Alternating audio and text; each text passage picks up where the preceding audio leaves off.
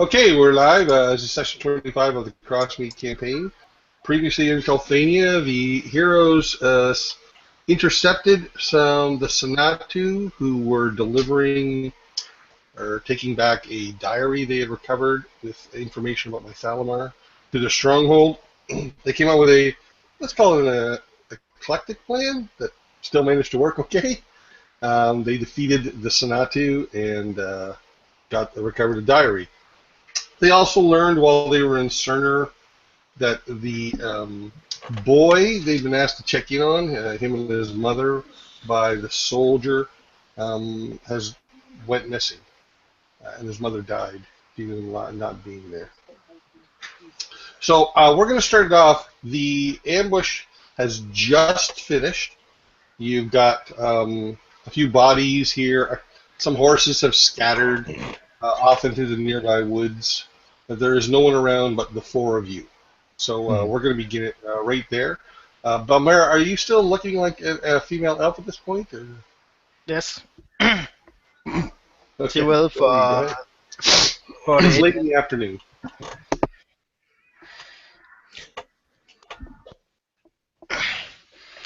Belmera will look around at the scene. The small fire still burning after the fireballs. All the dead bodies, the scattered horses. A wet, soaking Tolraun. Jawdat still in the guise of the human maid. She'll bend down and pick up her rapier from the mud. Kind of like flick it, sling the mud off. Button her dress up so her breast doesn't spill out. So that's it. She turns to Jawdat.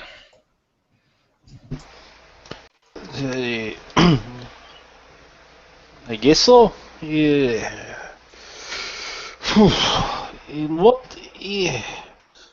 What do we do with all the bodies? So as I recall, near you, Jawdat, there's going to be a fallen wagon that you guys had fall over, or pushed over, or set there that way. Right. There are, I think there's 4 dead bodies near you. There's either 3 or 4 and 2 dead horses. Yeah. Yeah, well, the queen spirited.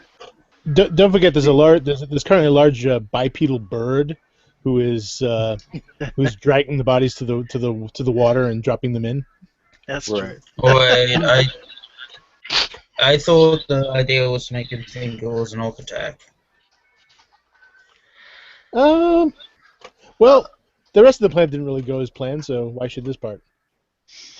No, you did not search all the bodies, but I'll give you the opportunity to do that. The only 2 bodies you can't search are the guy who went way downriver and the wizard in the sky who was turned into a pile of ash and cinder. Right. All right. So, I guess we will, or at least I will, set about checking the bodies. Belmera will help him cut up the saddlebags, check them through for anything valuable. It's amusing to me to picture these guys still disguised as females doing this. Yeah. Female. Picking all this stuff up. We're committed. I'm gonna basically be positioned on the bridge. I'll kind of so that I can see both ways down the road, and I'm just gonna kind of keep an eye out in both directions.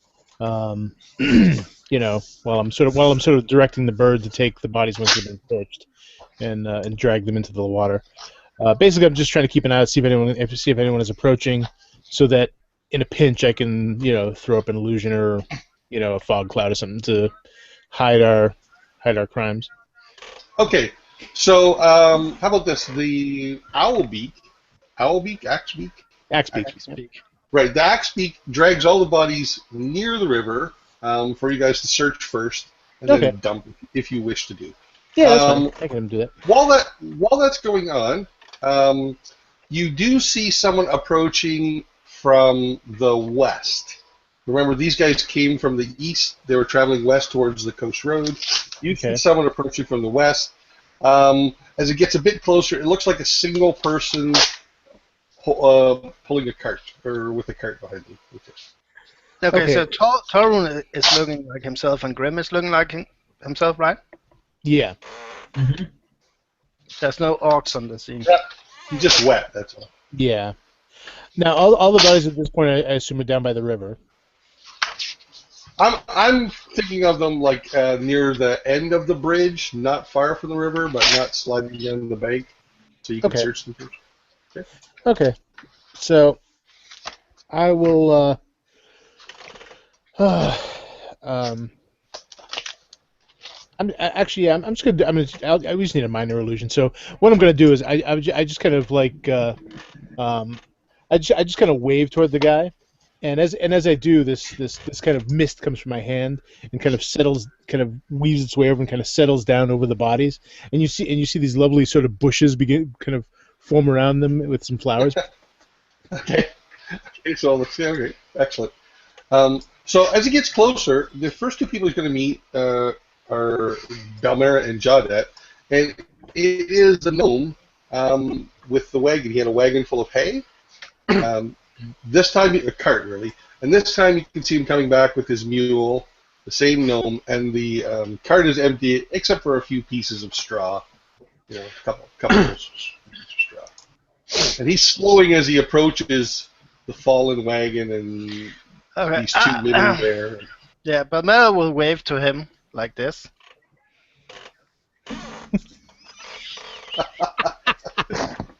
Even as Oh, whatever the appropriate route gesture is. And I'll go with that. I'm okay with it.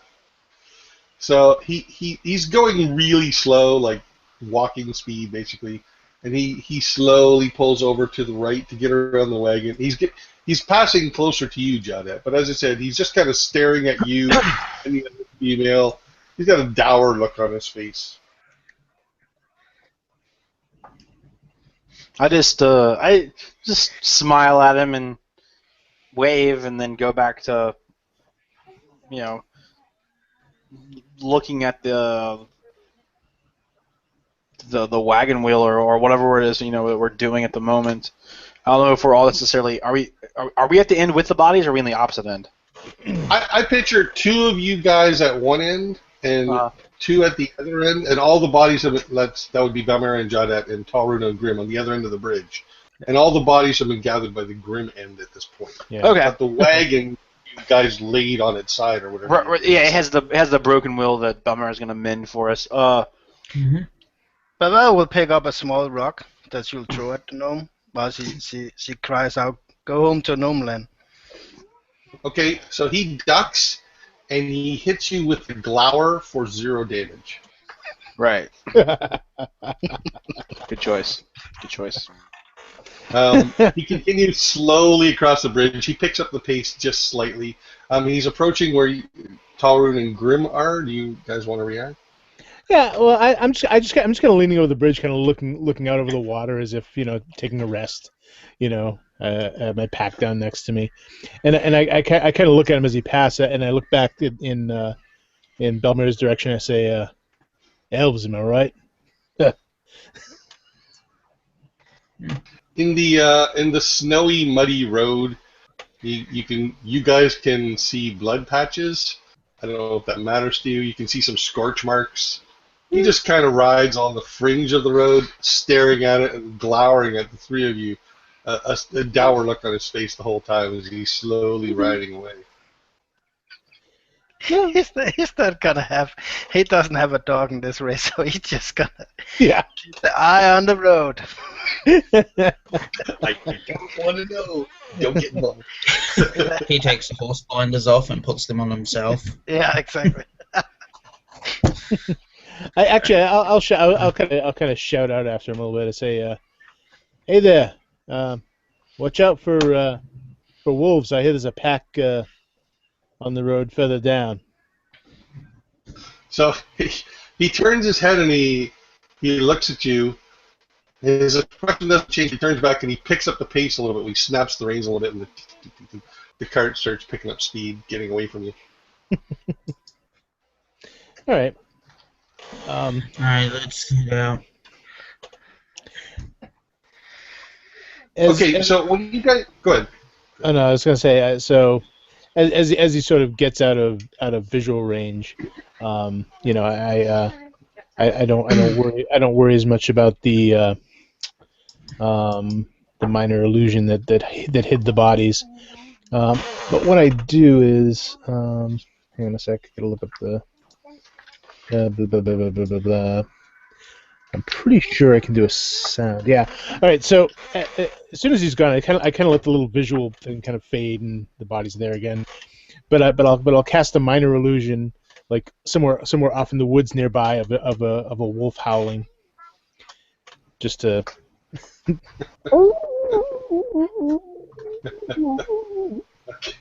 just to provide transmit. Grimm is a one-man show. He has the sounds, sound effects. Hey. Okay, so you managed to repair the wagon without any trouble. Eventually, you search the bodies. I'm going to have everyone roll me a D10 and a D20. Okay. All right. Well, for my D20, I got a 14, and for my D10, I got a 7. Just a second.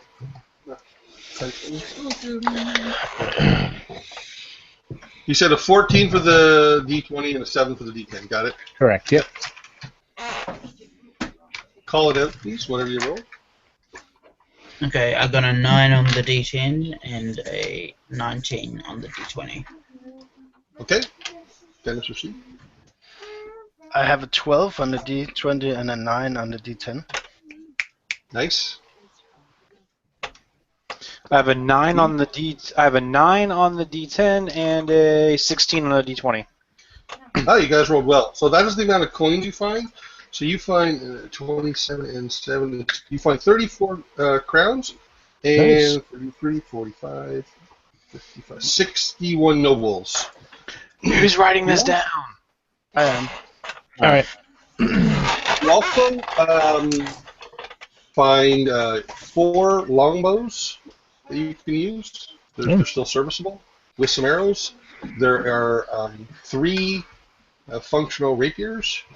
There is an axe, which looks very well made, and there is a bracelet on the larger guy that looks like it might be worth a few crowns. The axe, is that gigantic two-handed axe? It's a battle axe. It's versatile, so Yeah. it's one-handed or two-handed. We Right. grab everything, and I'll also strip down the scale mill from the scale mill guy and put it in the car. Sure. Now I'm looking these over. Do any of these have any distinguishing marks, like family crests or writing or any of that kind of thing? That would be that if say we were to sell them in a town, they could be recognized as distinct. Oh. Unlikely. We are getting more The professional. axe maybe, like it's the most unique of all the axes. Okay. Well, I was wondering about the bracelet too, because that's jewelry. So No, it's just a simple band, but it's got some weight to it, and it's made of gold. So nice. All right. Well, As I'm taking the scale mill off, the axe guy, she will check his hands, his arms, his neck, or anything like that for tattoos. okay. Bless He has no tattoos now, but he does have a scar on his back that you can see. It's like probably a sword wound. Okay. okay. Well, wouldn't hurt to sell them. Although I think we should bring them back to Crossmeet and then sell them like in a week or so. Now I think, and she kind of looks at the dead guy and Jawdat. I think I might be able to get this to fit you. And she holds up the scale mill. Yeah.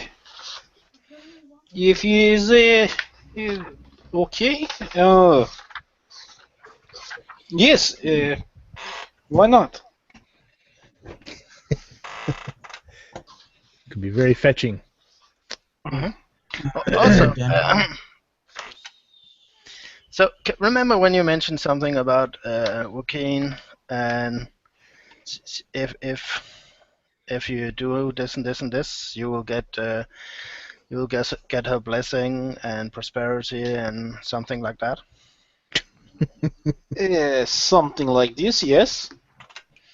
So I was thinking maybe we should donate something. No, kind of pay off our dues. Oh, yes, I think this is a great idea. And what should we donate? Yeah. I have some coins in my hand that I kind of begin counting out some crowns. 1, 2, 3, 4. Maybe a few crowns each. Well, I'm thinking maybe we should like take, I don't know. We are 4, so a fifth of this take. We'll donate that to the church. Well, not that the church hasn't been good to us, but that's kind of steep, don't you think? Oh, I mean, not they the church. they get pretty good money, don't they? Yeah, but I mean, if what Jawdat says, right? If we donate a fifth, we'll get the blessing and prosperity and all that. Is there any kind of guarantee that comes with that? Say some kind of contract we can sign, maybe a receipt. Well, yes, there are always contracts in the Church of Joaquin that you can sign, but they may not be what you're looking for. I like that. We have tax reduction from our ill-gotten loot. There you go. We can make a tax deductible donation. But if what we want to donate is 1/5, we had about 40 coins. So we donate what's this 8 of them. I sigh. That's True. 2 from everybody. And yes. Yeah, makes sense. I think. I just nod. We come to a consensus. Yes, I think he has 2 of the. I hold up the crown, the gold piece. Yeah, 2 of these. Yes. Alright. So we can get going now, right? Yeah, we should. We shouldn't be standing on this road any longer than necessary. Right.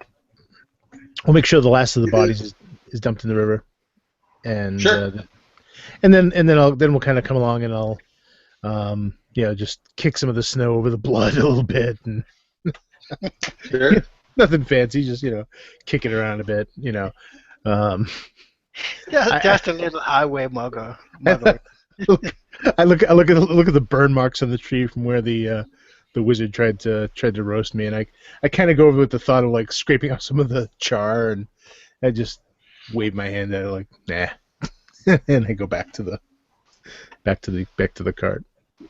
The Oahu River is sluggish at the sides, but fortunately in the middle it moves quite swiftly, and the bodies go swiftly downstream. What is downstream, by the way, from here? Crossmeet. Well, eventually the river splits. Yeah, part of it goes to Crossmeet, part of it goes deeper into the forest. I can just imagine, like we fade out in this scene, and we fade into what the guard captain's name again? Ivan. Sitting by the river in Crossmeet, having a lunch, and these bodies just came up on the shore, and he just go ah. Shaking his head. I didn't see that. I didn't see a thing. So it's about 4 or so in the afternoon. You can make Cerner by dark, but if you want to make Crossmeet, you'd get home at probably like about 2 in the morning. It's up to you. Ugh. I think we should go to Crossmeet. Don't we have that boy who was supposed to look after who went missing? Wasn't he missing anyway? And they I'm were just saying, responsible. technical. We committed highway robbery. So maybe if the same rules apply in Cerner as they apply in Crossmeet, it's 2 miles. So maybe we should move ourselves 2 miles away. You're more than 2 miles from Cerner. You're about 3 to 4 hour ride. So. I don't fancy traveling the roads after dark. I hear they're not safe. Well, apparently not Yeah. going today either. Because of us.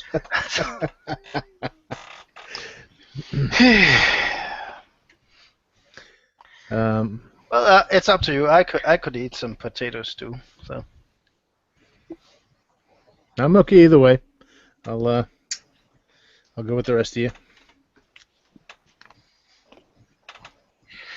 I look at Jawdat because I don't really care.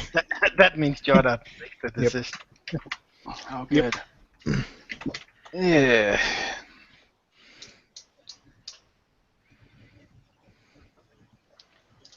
Yeah, perhaps we can head to Cerner, and we will head home tomorrow. All right then. So I'll make sure all the ill-gotten stuff is in the cart and covered up, so as not to be obvious. And I'll give myself a quick look over and maybe a quick once-over with prestidigitation to sort of like remove any debris or blood spatters or bits of charred wizard that might be stuck to me. And I'll just hop in the back of the wagon. Okay. Didn't you have a horse of your own, though? Did I? I thought 2 of you guys were on horses and 2 came in the wagon. That was. I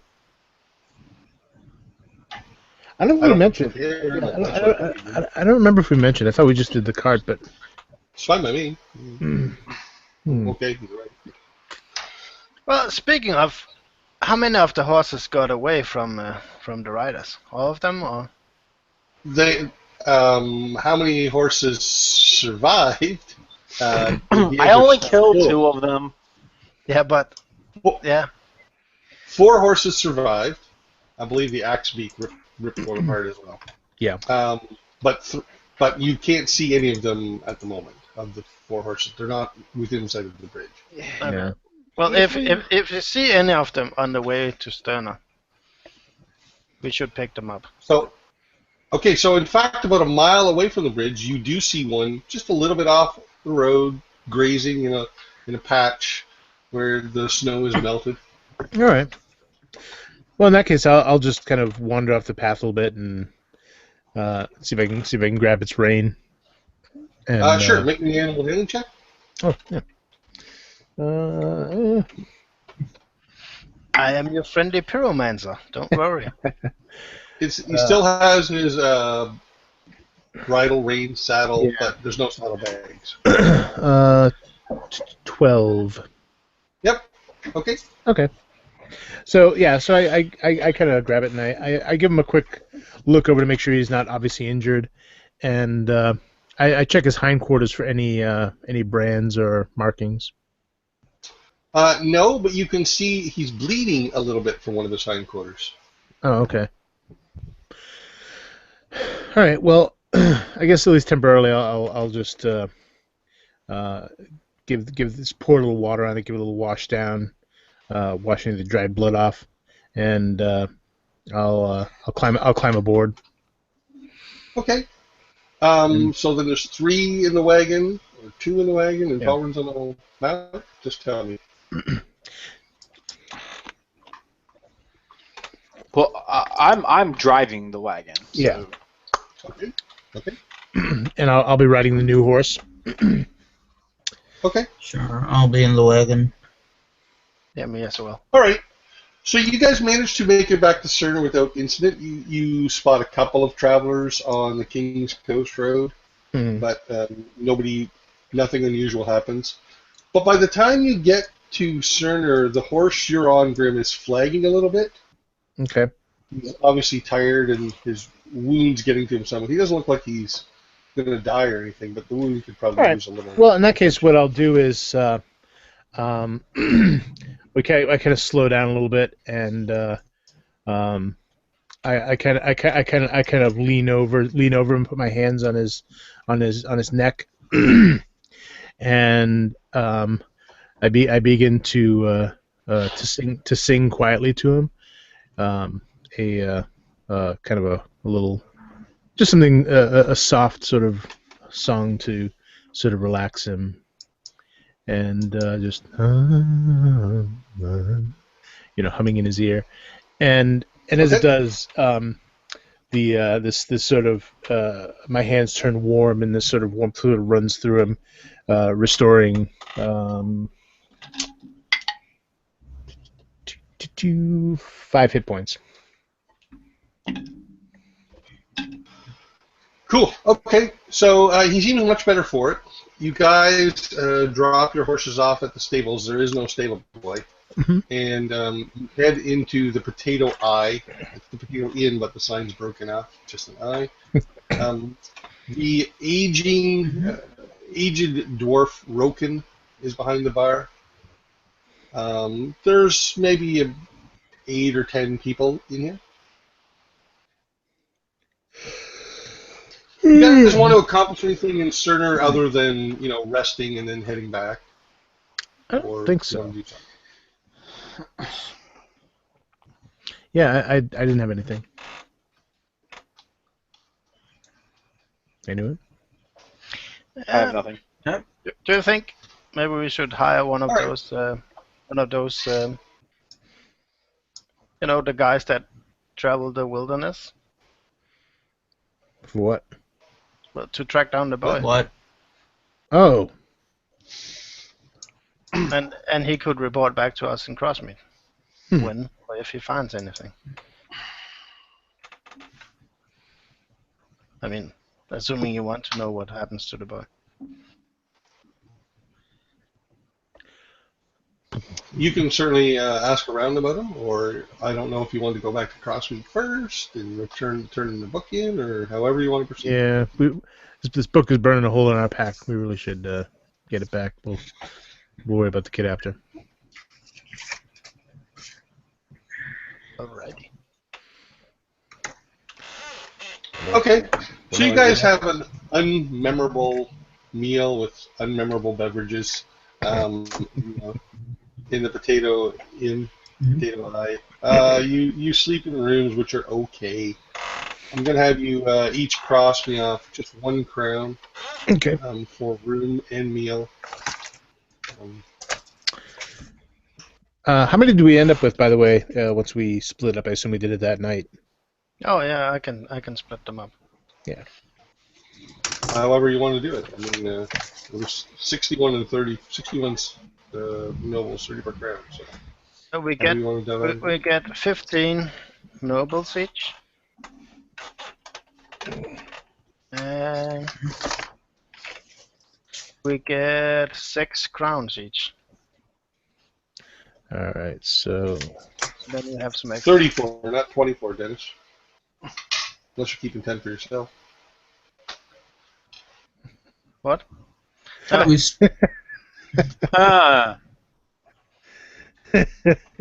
No, but it's not divided button. So we have 2 crowns in addition, and we have some nobles in addition too. And 8 of the crowns were going to the church, right? Oh, I see. Could you go down the list of how the money works again? I always get confused with these. So is it commons of the copper? Commons are copper, nobles are silver, crowns are gold, and sovereigns are platinum. Is that how it works? That's correct. Okay. So commons, sovereigns, crowns, and... No, wait. Right in the many chat. nobles No, crown? 10. Oh, okay, I got it. Okay. All right. So after we split, we still have 10 crowns and 1 noble. Okay. Well, that can go to the treasure.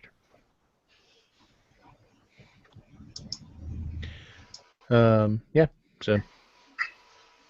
Who has the bracelet? I don't know. Is it pretty? If it's the guy No, braces, it's plain and it has weight. no, she's not interested. I will. I'll have it. Okay, it's worth 25 crowns. That's the selling value of it. Okay. All right. Gotcha.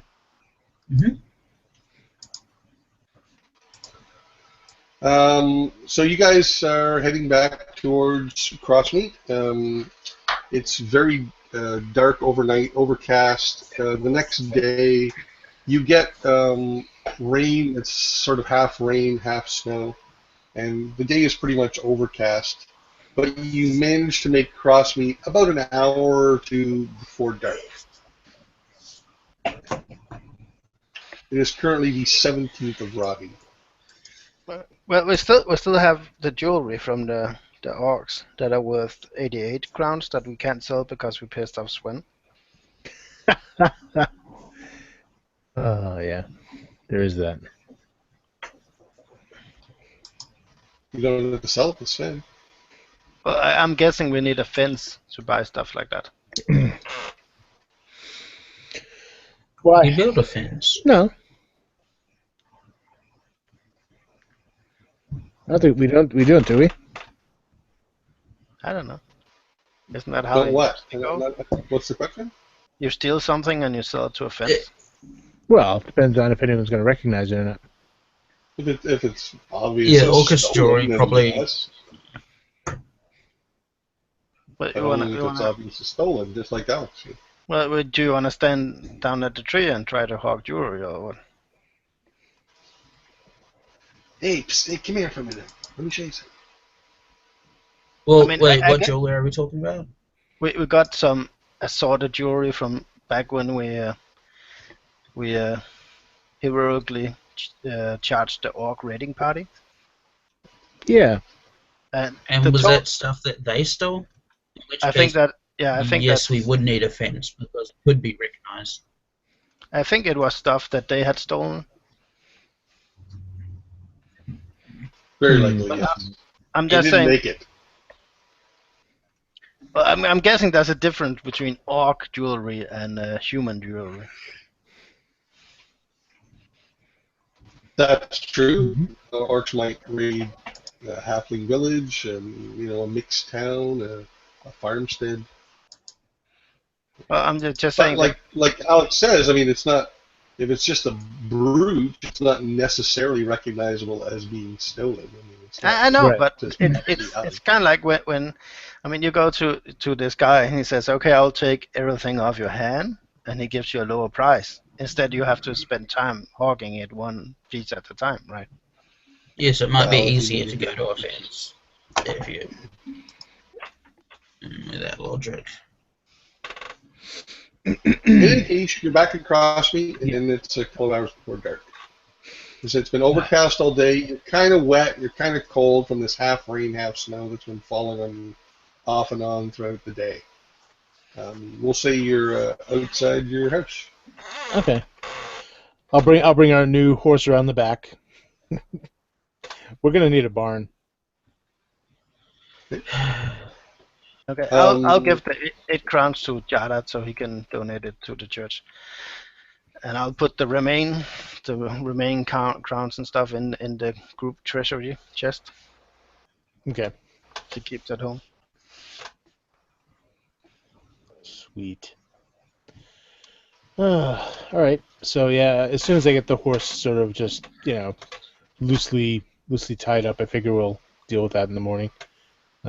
Just give it a quick rub down and you know what? Screw that. I'm just gonna use magic.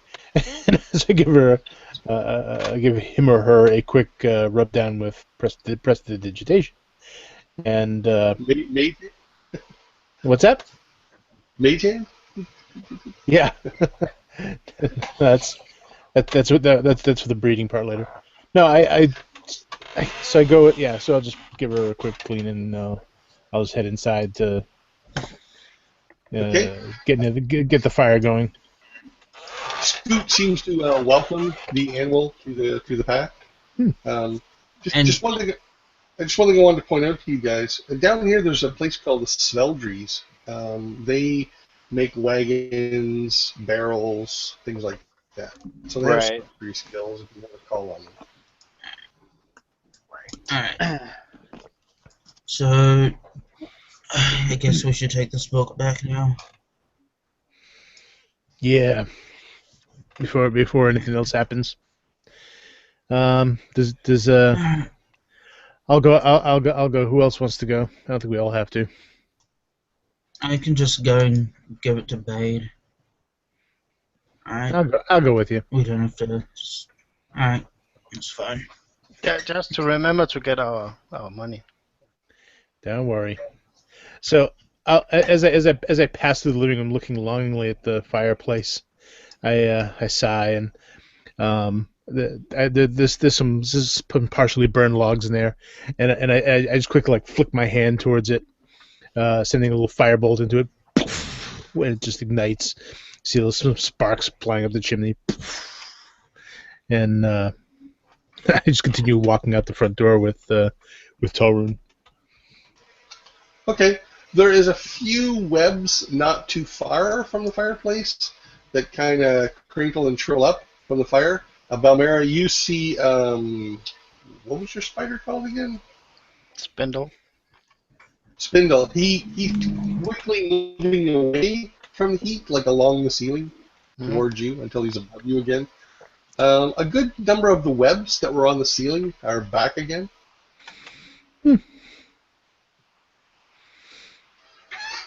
Could be worse. So Jawdat and Belmera are in the house. And you guys head down to Noble's Row. When you get to Lady Lefever's house, Bade opens the door just as you arrive. Oh, greetings! It is good to see you. His eyes glance down at your garb and back up again. Yes. You wish to speak to the lady? Indeed. Please come in. So I walk in, kind of take my head off and give it a good shake out the door before I hang it up. Okay. He disappears deeper into the house briefly, and then he comes back and says, "Yes, please come in further. The lady is eager to speak to you." All right. Okay. I nod and follow. Yep, I'll go in as well. Okay, so Lady Lefever, she's in the room, and she comes in the room, and she's her normal composed self, but you can see a hint of eagerness in her eyes. Huh. She says, "It's good to see you well again. How did you fare?" Yeah. Fairly well. May have been slightly dampened. Oh? It fell into a river. I take it out. I say it wasn't that bad. I dried it out. Yeah, I hand it over. She holds it almost reverently, and she's opening it and looking through the pages, looking back at you. Yes, excellent. This is very good. Very well done, gentlemen. She sets the book down on the table beside her. She says, I will need to spend some time studying this. Bade, please see that they are paid. If there was nothing else, gentlemen, as you can understand, I'm eager to begin reading this. Perhaps in a few days I may have some more work for you, but I will need to translate this book first. Yeah, fair enough. Okay. So So she takes the book and she goes upstairs, where you know towards her offices. Bade asks you to follow him into a side room, which is near the front of the house on the opposite side of the main door. Okay. And from in there, he unlocks a small strongbox, and he places a pile of coins on the table, and he says, "This is for you and your other two companions." And he gives you 40 sovereigns total, and 40 crowns as well. Yep, 40 sovereigns and 40 crowns as well. Okay, so 10 apiece. I trust this is satisfactory. Yeah. That's fine. Do you have a bag? Sure. He has a pouch he can give you. No problem. It's a lot. That's a lot of coins. So I kind of scoop them into this heavy bag. I cinch it up. Okay. Say, "Pleasure doing business." Okay, so he smiles and leads you back to the door again, holding the door open for you. I grab my hat off the peg and put it on and head out. Okay, so he gives you a short bow and closes the door. Meanwhile, back in the house, does Belmera and Jawdat wish to do anything while those two are gone?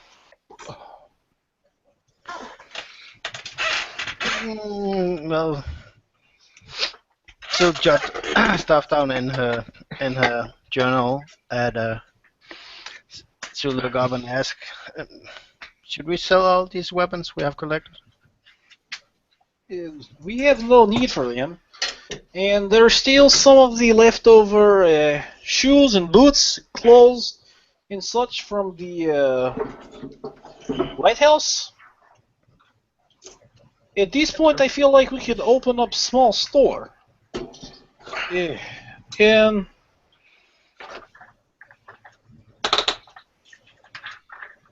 yes, I mean, Yeah, selling it would be good. We could call it loot and other stuff. No, I was not saying. It Loot was scoop. just. Can we have a picture of my donkey on there? Yeah. Scoots loot. Scooch loot, yeah, that's the name. Does anyone else hear Rob turning in his chair? Going, store, huh? That's where the campaign ends. Well, I guess since you have the experience with doing trades, that you could do this. Rob, there are other like merchant style stalls down near the docks, right? Sure. Ones that aren't like big stores like Stasi and Levant's and stuff like that. Yeah, I basically have all the major ones here. These are like all the ones I've sort of really detailed out. But Right. there's a general store there that is just a general store. There's a I'm food just cottage. wondering if we do have like the robes and boots and stuff from the lighthouse. We have these orc axes. We have. I'm just wondering if it wouldn't be possible just to hire somebody to run a stall down near the dock and just offload all this crap for us. Because eventually taking it to Stasi and Levant or anybody like that, they're not going to have a need for it, right? At that point, it makes more sense to sell it to people who are coming in or going out, not. I Sure. don't know. So Maybe even Fulcrum. Maybe you could work a deal out with Fulcrum. Keep in mind, it's a little deceiving because the town only has a population of about 1,000, but it has about 1,000 transients too. right, and I not imagine that on like some of the higher fishing seasons and stuff like that, it probably goes up to a population of almost 3,500 at some point. Of when you have or 2,500. So that you have. There's some variability for sure. So Is something that perhaps tomorrow we can speak to somebody about. Someone open stall, sell stuff at docks. But yes, there is no sense in keeping all of this. I have no need for 11 X's and 9 bows, 14 pairs of shoes. Right. Yeah. Baba will have cleaned and mended any damage to the scale mill using prestidigitation and the mending spell. Oh, okay. Oh, excellent. And she'll get it out. Could you try this on so I can see if it fits? How big are you again, Jawdat? Almost 7 feet tall. All right. Well, this was on a champion, so I'll say that if you extend it and straps and stuff to the maximum, you can get a kind of snug fit out of it. Okay. You want? Yeah, I mean, sure, why not? I mean, I have the chainmail that I've had for a whopping 2 adventures now, but yeah, we'll swap out to the scale mill. Yeah, but that's like isn't that like a year in game time though, or? Yeah. Okay, no problem. Well, out of character, this one has a tremendous AC, so it's a good idea to keep the healer alive. It's only 1 higher than chain shirt. Yeah. But yeah, that's fine. I'll take it. I'm not gonna argue that. So after this a little bit, I'll probably be outside with the animals, feeding them and just I'll leave the back door open so that the house cools off. It's kind of weird, but all of this being in the cold, then going back in the hot, being in the cold, going back in the hot, has gotten Jawdat to where, he's a little more comfortable and it's cool and not quite like the toasty warm of 5 people in a 1 or a 2 room home with a roaring fire all the time. Like, even that's a little warm for him. So yeah, he's probably for the first time ever, he's out, maybe after trying on the armor with Belmera, he's, bare to the waist and is out working with the animals and pulling up like some of the dead branches that have fallen off the trees and maybe even shoveling some snow out so that there's room for the animals to lie down if they want and not be on top of the snow. So that's what I'll be doing. Excellent. 3 things. So first of all, you notice fairly easily, and this is kind of commonplace now, that when any of you guys are outside. When any of you guys are outside, there's a few people watching you, and I don't mean like hiding behind bushes watching you. It's more like interested teenagers kind of thing. Right. Just, noticing you, sort of hanging out, but not at the fringes kind of thing. Try not to be intrusive. Hey, you know what? Maybe we do have use for all that clothing and weapons. Right. What time is this? This is like 7, 8 o'clock at night? 6 o'clock? Yeah, all right. Yeah. Scoot is just 2 more things to tell you. So Scoot is taking well to the new animal that Grimm dropped off.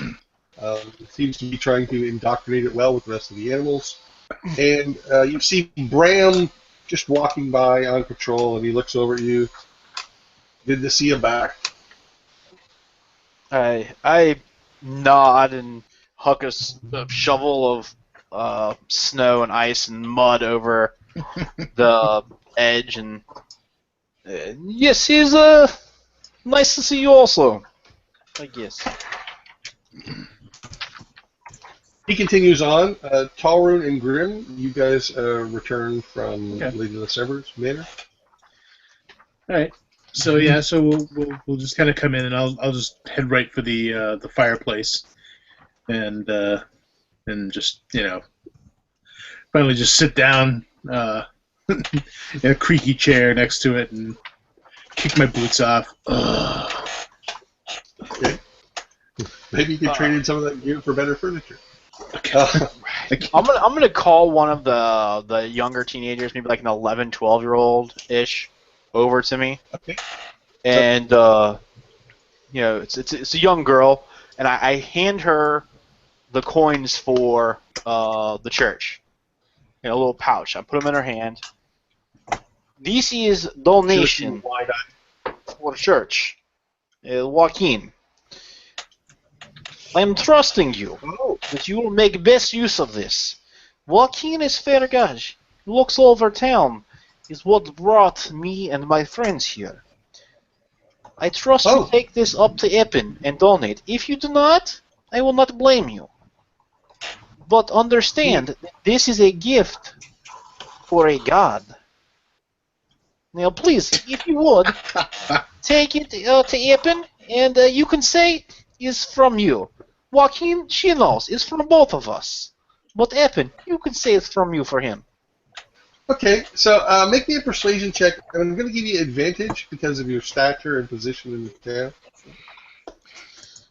town. Oh, I rolled a 5 on the first one, and an 18, 20, 23 on the second one. Okay, so you're so convincing that the whole time you're talking, she keeps going as if she's going to start there before you're finished, and then she realizes you still have something more to say. Takes a step again, stops. Takes half a step again, stops. Finally, she goes kind of off at a jog with both hands like this, holding it like it's some precious piece of hot potato or something. And in the morning, there's an 11-year-old who's been murdered and everything's stolen. Great.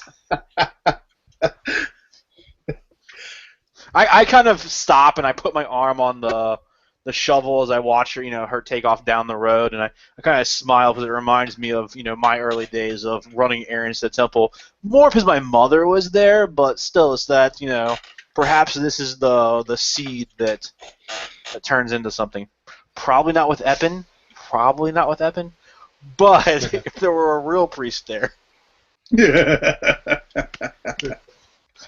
Okay, so she goes running off. Meanwhile, inside, Belmera is playing with her spindle. Whoa. Hey now. Whoa. So, well, you said we get back, so I'm gonna just look as I'm sitting in front of the fireplace, and I'll spell out the coins that we were given and put them in 4 neat stacks. Oh, sorry, it'd be 8 neat stacks, for 10 each of each one, and kind of in these little groups. Okay. And I'll just leave them sitting there on the hearth. Actually, I'll put them on the mantelpiece, nice and lined up in stacks, and I'll just scoop mine off and put it in my pouch. I'll immediately take my stack. All right. So, What else Grimm, are you doing? I was thinking, since you're the one who kind of made a scene at the slag pit. What do you mean a scene? Well, a scene. I don't think I did. Well, let's assume you did. And I'm not sure how popular I am down there. Not very. Well, you're certainly known within the town. There's very few regulars that would recognize you. I mean, again, there's all these transients. You're definitely, I'm not saying everybody would necessarily know you by name. That's but on cool. sight, they go, oh yeah, that's one of the adventurers. So, how do you think he will be if there's someone new coming into town and trying to unload loot? Well, he doesn't unload loot, does he? Well, he's the crime boss, right? Well, supposedly, but I wouldn't worry too much about it. Well, I guess we could go try and sell it then. Yeah, why not? See There what happens. are plenty of reputable places. I mean, at the very least, we could bring it to the smith and sell it to him. I'm sure he was not going to give us top price, but at least it'll get used. Well, I mean, if we're gonna sell it to someone, we should sell it to the dwarf family, right? Because at least they can use the precious metal in it. Yeah, true enough. But I do think we'll get a higher price for it being jewelry than the base price of the necklace. Oh wait, you're talking about the bracelet I have? Yeah, and all the orc jewelry, the rings, the necklaces. Ah. I'm talking about getting coins for it. Well, Unless I you think- want to keep the breakfast. I think we ought to just keep it for now, and we'll keep all that stuff, and we'll keep it as a let's call it a let's call it an emergency stash. And maybe we'll just we'll get a small little chest. We'll put all the little extra treasure we get, like these bracelet and jewelry and other stuff, and we'll stash it somewhere. So if we need to get out of town for any reason. I mean, I already have it in the chest, but sure. Just as a Okay. retirement fund. Yeah. Because look, one day we're going to be well off enough to hire our own adventurers to do this stuff for us. You see. Mm-hmm. Then we don't have to go out and burn up people on the road. No, we'll pay other people to burn up people on the road. Now, speaking of which, we if we're going to see something about that kid, maybe we could ask in town here. Probably got better chances of finding someone to see if they can track him down. I guess. Well, I suppose I could go sit next to the fireplace in the 3 and look creepy, and eventually some adventures will come in, and I can send them on a quest. Yeah, it sounds good, and you look creepy already. So. Speak for yourself. I can be that guy in the end that sends someone on a quest. Yeah. I need one of those. I need one of them rangers to go on a quest. One of those. Remember back when we were first level. No, but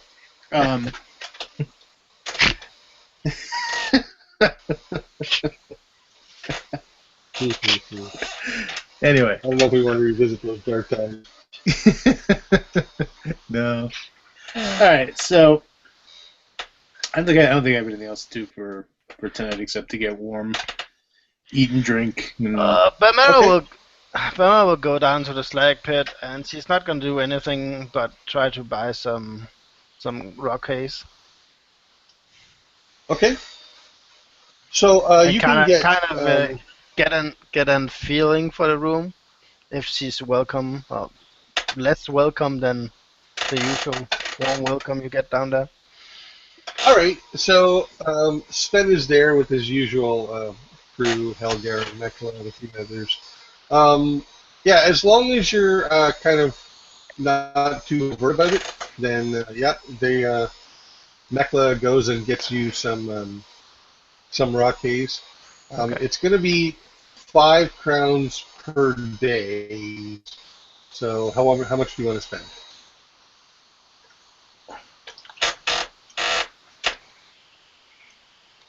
If you get 5 days, he'll give you 5 days for 20.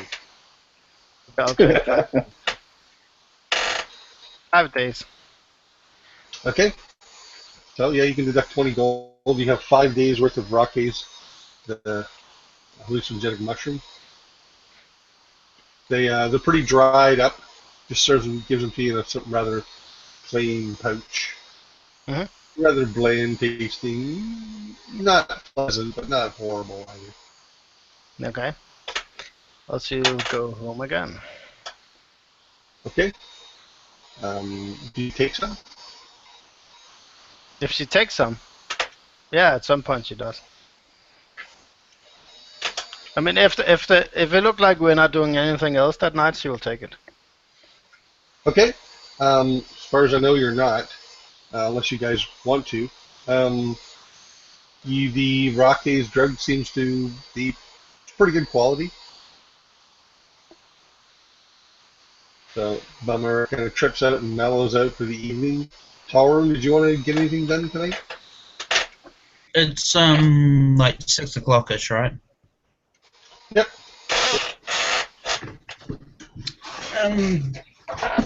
Yeah, no, not at this stage. It's actually going to retire to bed like pretty early and be kind of uncommunicative. Okay. So Tolraun goes to his room, emo fashion, and is quiet. The evening passes without incident, other than more of this. The rain kind of picks up, turns to hail at some point overnight. You can hear it bouncing off the roof. But other than that, the evening passes without incident. Excellent. In the morning, it's the 18th of rotting. You guys wake up to a rather cold house. The fireplace has died down to just coals. You can wake up in any order you like. Yeah. Oh, I was going to say at this since I point... went to... Okay. Sorry. Okay, I was just going to say, since I probably got early, since I usually do, and I went to bed earlier. And I'll probably, like, start the fire up a bit more for the others, then leave the place. Okay, the rain has stopped at some point in the wee hours of the evening. The ground is kind of frozen. The mud's kind of frozen. There's nothing falling. Yeah, There's I'm nothing gonna head. I'm gonna head kind of a little bit outside the town, and I just want to go and practice the techniques I learned from that book in seclusion. Okay, so probably the quickest route then would just be to basically travel east along Churchill Mews, and then it's not too far. You're kind of getting scattered farms. If you kept going for several hours, you'd hit the town of Henfoot. All right, so you're outside there. You're practicing away. When the rest of you wake up again, whenever you do, Tolraun is not around.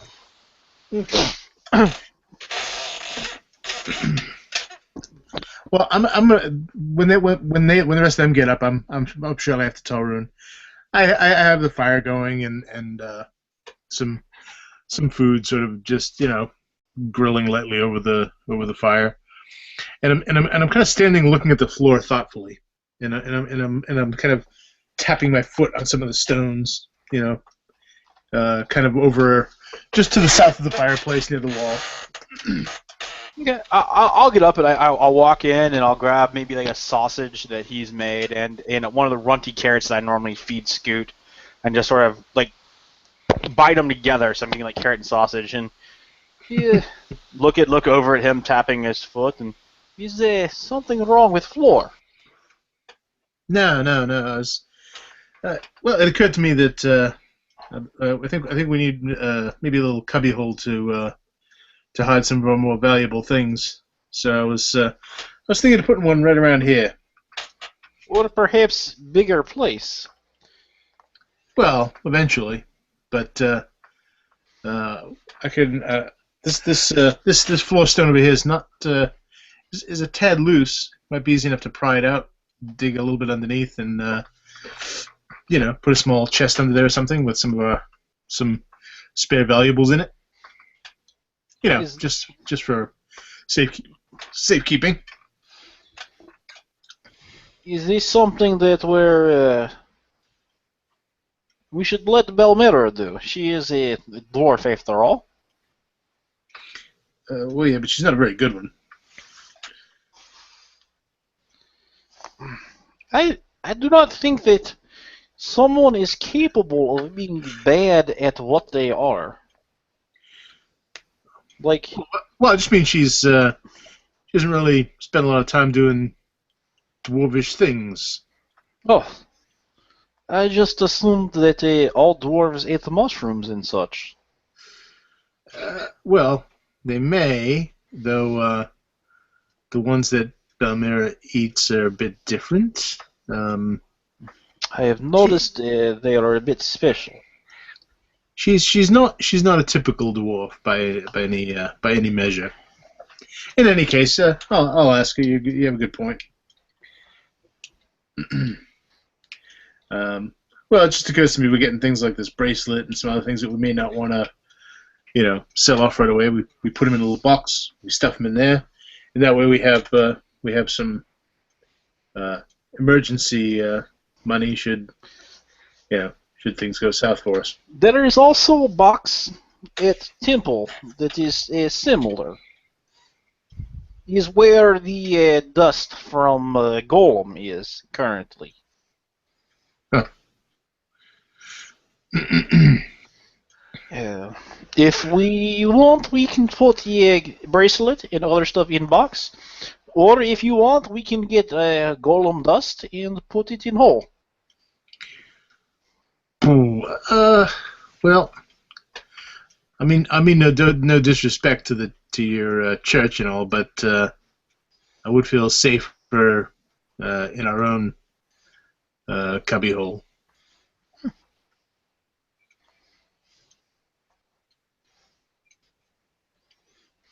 Yeah, this is understandable. Belmera comes up, dragging her fur blanket, wraps it around her, sits down at the table, looking tired at the two. Hairs up. Yeah. So, Are we staying home today? Maybe we should. Do you know anything about stonework? Huh? Not getting stoned. Stonework, like. And I point at the floor. A little, I guess. Making stones fit together, any of that stuff. Oh no. I look knowingly at Jawdat and I go over to the fireplace and drink coffee. She takes some bacon and a cup of coffee. Why are you asking? Oh, well, remember I mentioned last night about maybe setting up a little stash of coin for us should we need an emergency. I was thinking over there. Oh, I thought that was a dream. No, not really. Did we also dance naked in the snow?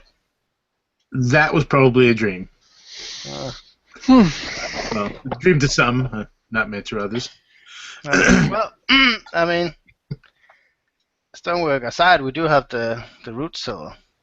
That's where I've been keeping it down. I thought of that, but with the dirt floor, it's I don't know. It's also a little obvious. I know.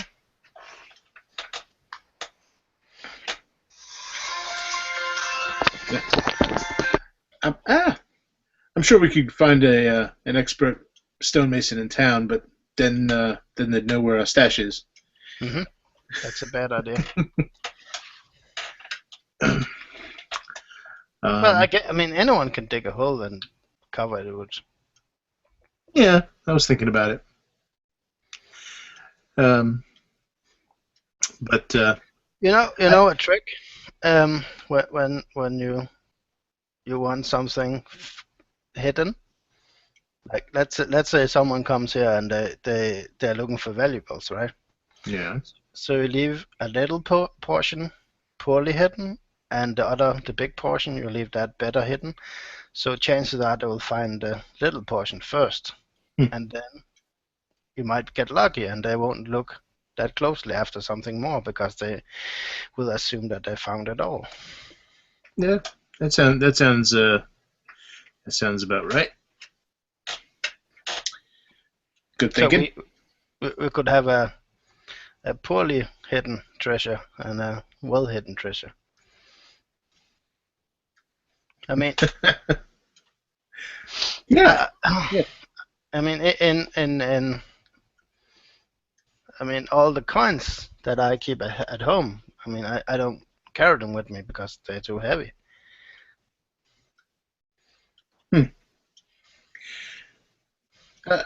Jawdat, did you mention something about a bigger house?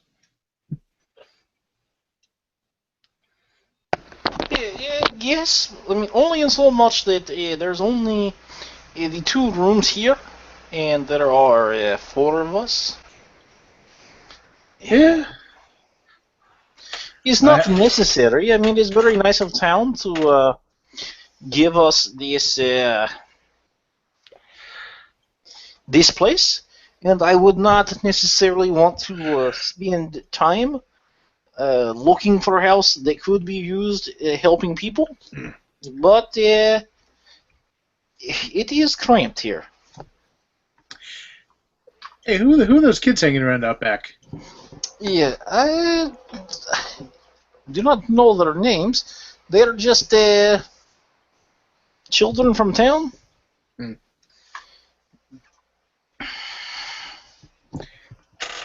They're looking for work? I did not ask them. I think that they were simply watching us, me, because it is something different, exciting, I guess. That's awesome. Grimm will have our fans do the laundry, the cleaning, the stable work. Oh, we need the roof shingled. You can do that. Hey, this is a medieval fantasy setting. This is a medieval fantasy setting. There are no child labor laws. Yeah.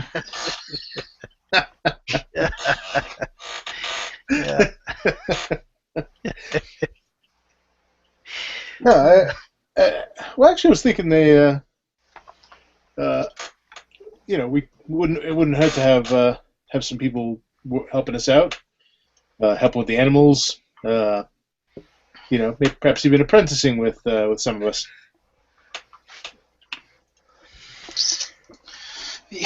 I am not sure that we are in the right line of work to have apprentices. Why not?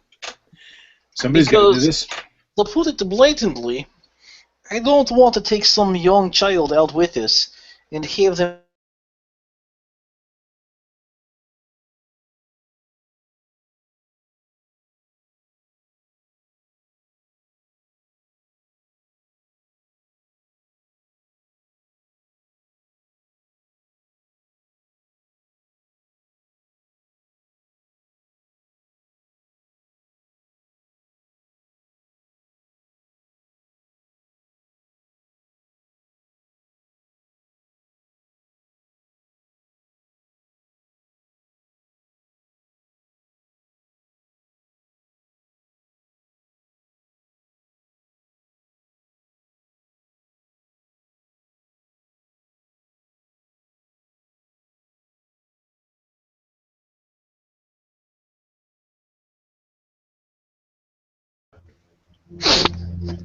Well, welcome back, everybody.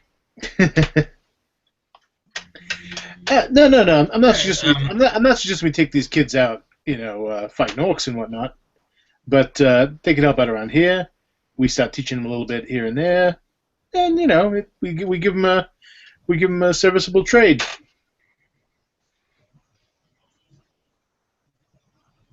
Get them off the streets. I don't think they are on the streets. I think they have parents and stuff. Well, I don't mean that kind of on the streets, but I mean they were on the street out back. Well, in the field out back. Okay, so just to call it bluntly, you want to have them apprentice as an assassin, priest, and a thief.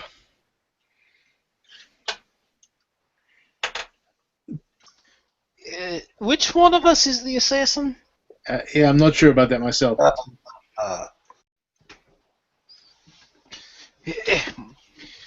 I suppose if you are looking for just help around the house, I mean, we have, what's her face? She comes and cleans once in a while. Yeah, and Yes, and we could, I suppose, enlist the help of the children to build the fence or what have you, but why not just hire people down the road that build fence all times? yeah, but I mean, if Grimm wants to hire the children, then let him hire the children. I mean, Don't worry about it. I mean, it was probably a silly idea. I do think I haven't had my coffee yet. I do think we should look for different accommodations, but I don't think we can afford it. And I kind of want to save money.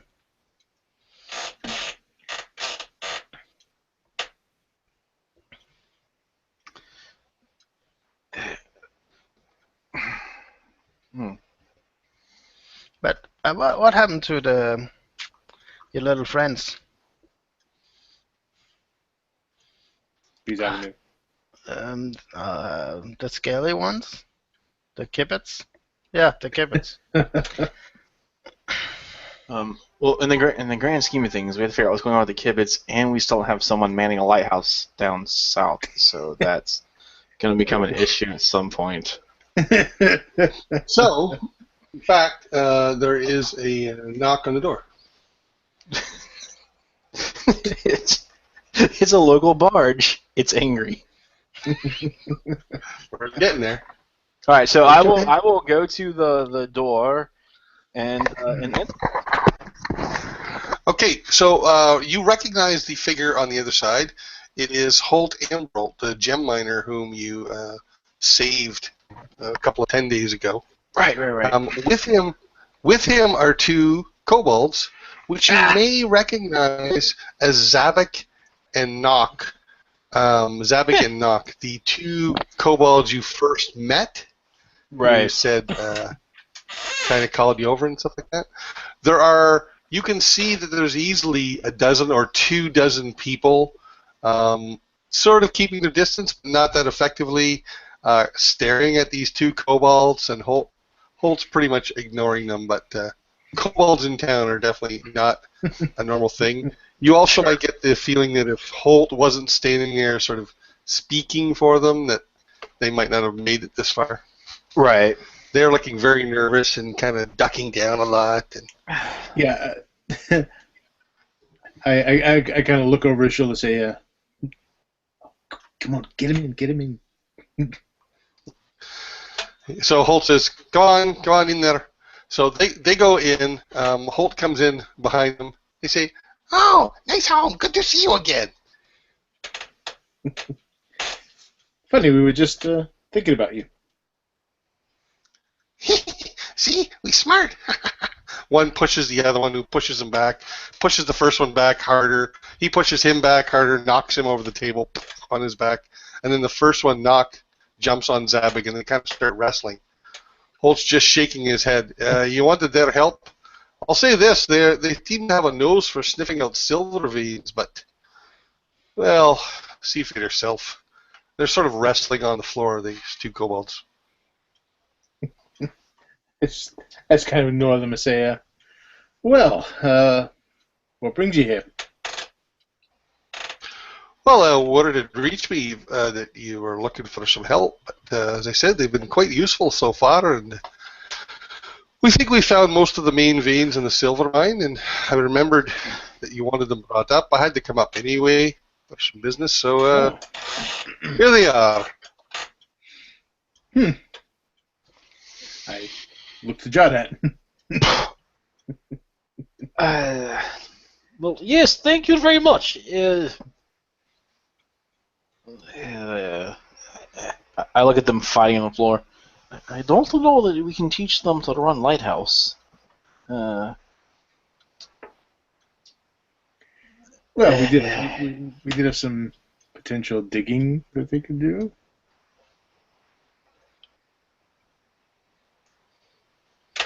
So Holt says, well, good luck. If you need me, I'll be at my shop at least until tomorrow before I'm back to the mine. Good to see you again. Same here. Okay, so he leaves. When he opens the door, you can see that there's still probably a dozen people kind of looking in the house, trying to peek in the door for the few seconds it's open, that kind of thing. I kind of walk to show him out, and I kind of wave to the people out there, and then I kind of mime a burp like. And they close the door. Okay.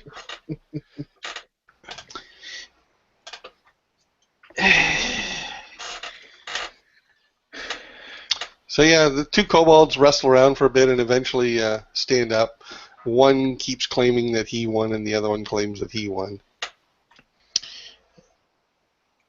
So, yeah. I kind of look around the room like, what am I doing with these things? Yeah. So, the little friends. How have you been? Good, good. Cruiser says to say hi. Hi. And, how long are you visiting? Visit. No, work. Holt said work. We come here to work. Oh, yes. Good. So, We work, you pay. Knock, knock. They start getting into a bit of a giggling fit. alright. We were thinking we need some digging done. Are you good at digging? Yes, yes. He kneels down and he starts like digging at the floor with his hands, like to demonstrate. Yeah.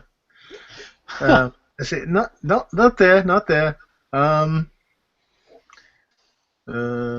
Over here, and I go over to the root cellar. Hang on, Belmera will go and open the root cellar, climb down and get her money chest up first, and kind Okay. of take it with her back to her room. So I'll climb down there and I'll just kind of gesture for the kibbutz to come down. Okay, so you guys are standing. It's kind of like almost like a phone booth now. Three of you.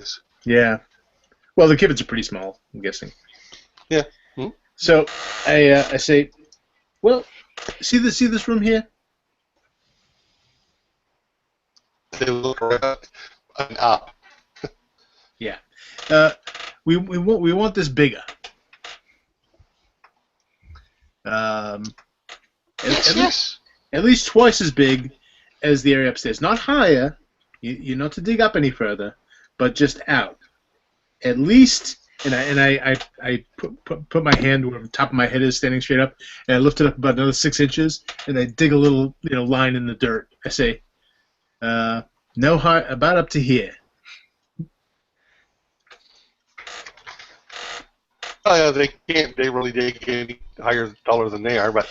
Yeah, so they nod. We can make them little ladders, you know. So they nod. They said, "We dig, you pay." And one of them starts digging, and Nox starts like digging with his hands, and Zabig elbows him, and he pulls out a small dagger, and then using the handle, he starts bashing away at the rock. Okay. Well, good luck, and we'll see you in a couple of days. And I climb up the ladder.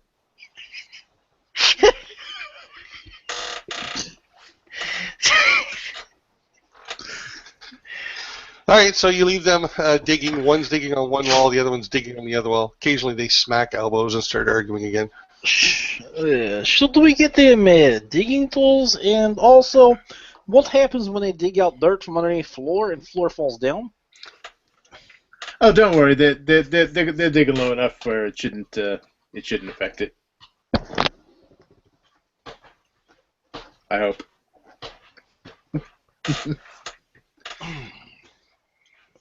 But I mean, we're never gonna get sleep now.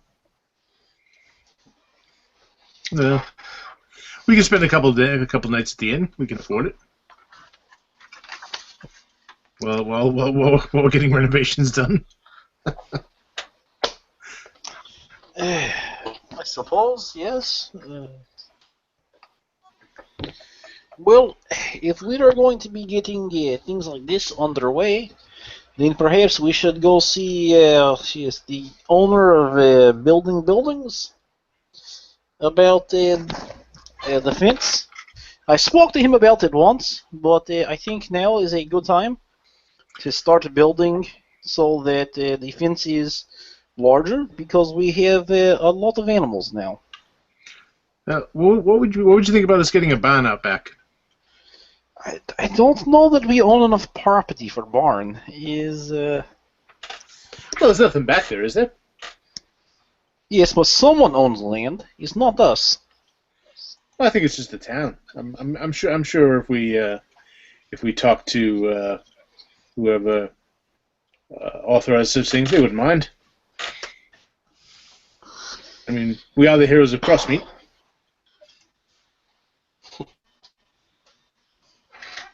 I could perhaps inquire with Jasper, and also go by building buildings and ask about the price of barn.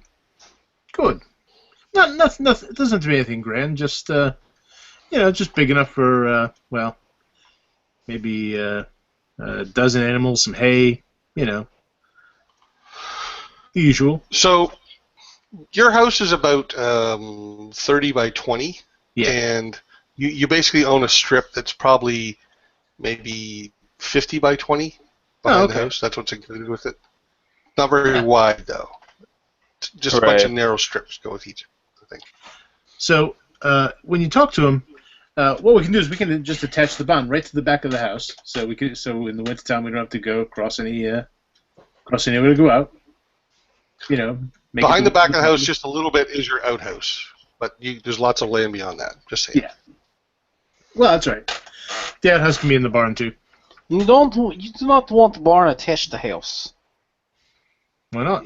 Animals get certain diseases that are okay for animal to have, that are bad for people to have, and they are easily, if we are that close all the time, we will get sick. Well, we can make a little breezeway, That's fine. But no. While they're debating that, Belmera will get dressed and go down to the tree.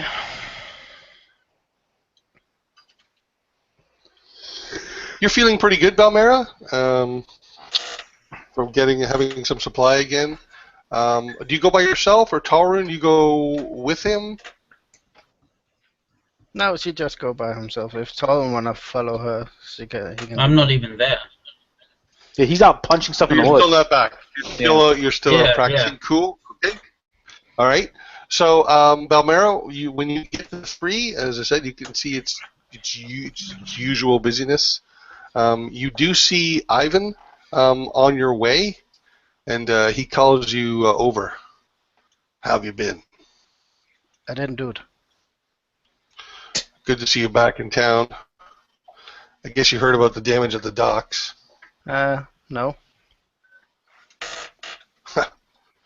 2 nights ago, a ship crashed into the docks in the south end. Okay. That's bad. There was some injuries. No one killed. One of the piers is completely wrecked, and the ship. Was the captain drunk?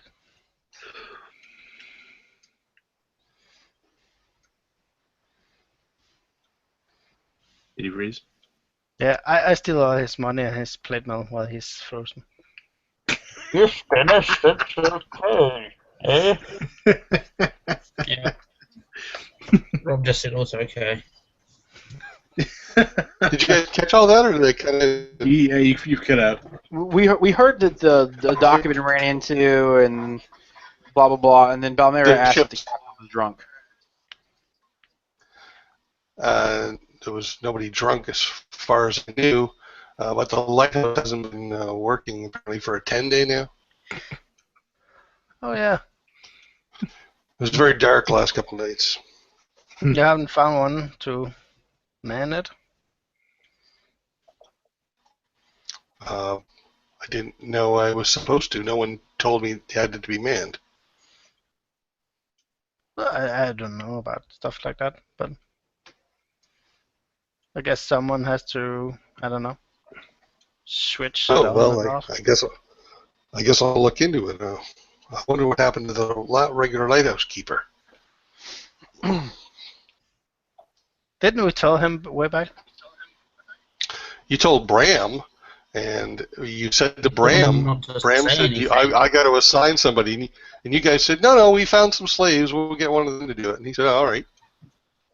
That is kind of what happened. Okay. Long story short, there was some slavers there. We took them out. What? Okay. She's Yeah. gonna get thrown out of town. I thought Bram had told you. No, he never said anything to me. Hmm. Well, there you I'll go. talk to him when he comes on duty. Yeah, well, the people under you are so unreliable. I mean, I keep telling Grimm to clean up after himself, but he never does. So, well, what can you do? Three guards isn't enough to run this town. Bram, he pisses me off. Well, thanks for the information. But I think Jawdat was looking into finding someone to man the lighthouse. I could certainly let him know that it's an issue. Well, clearly it is. We've got to get someone. We got to get that lighthouse working. Yeah. I don't know. It's lucky only one ship has crashed. Yeah, that's good. Well, nice seeing you. I will go get my lunch. All right, so he goes off on patrol. I'm just gonna check Tolraun. if Gwen is in here. Gwen is here. Yeah, Gwen's working. Okay, so we'll approach Gwen then. Oh, hello. Hey. How are you? So. So, remember the whole affair with the furniture? So, I was thinking your mom lives in a big house. Maybe you have a room for spare. Well, she does have a couple of rooms upstairs. The one with the broken furniture and another. Yeah, great. Maybe you could Did you ask need to if, store something? Yeah, maybe you can ask if I could rent one of the rooms. Oh. Oh, you. I could ask. Cool. My mother is 93. Is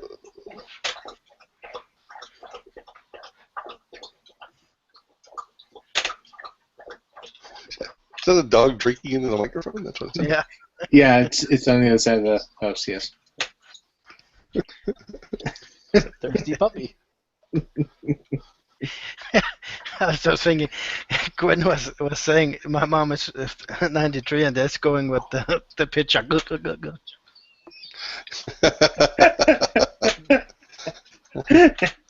And she's a drunk. But I mean that's cool, Gwen. I mean, but if she wanna make an extra coin, I'm a fairly quiet house guest. Yes, well, I will certainly mention it to her. And if there's any trouble in the house, I am very good to have on hand. Yes, I'm sure if she needs furniture broken, you could help as well. Yeah, but also if someone comes by and they want to break in and rape her, I can defend her. Stuff like that. She just kind of stares at you, slack-jawed.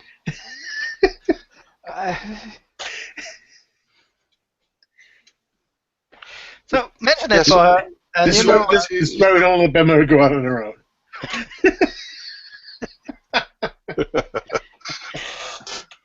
So if you will mention it for her, and you know where to find me. So, and Belmera will go back to the House of Madness. Okay. So, Tolraun, so you're out there doing your maneuvers. Mm-hmm. At one point, a farmer walks by. He's just leading a horse, and he sees you and he says, "Oh, what are you doing?"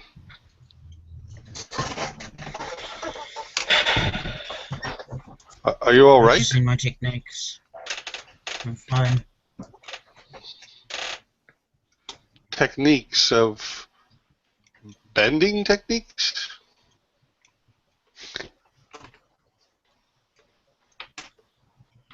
Wait, what did he say?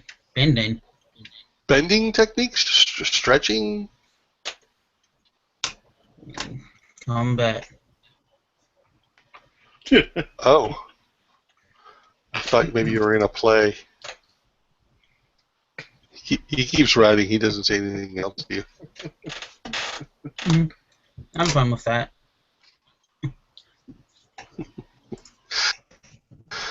Okay, Right, so go ahead.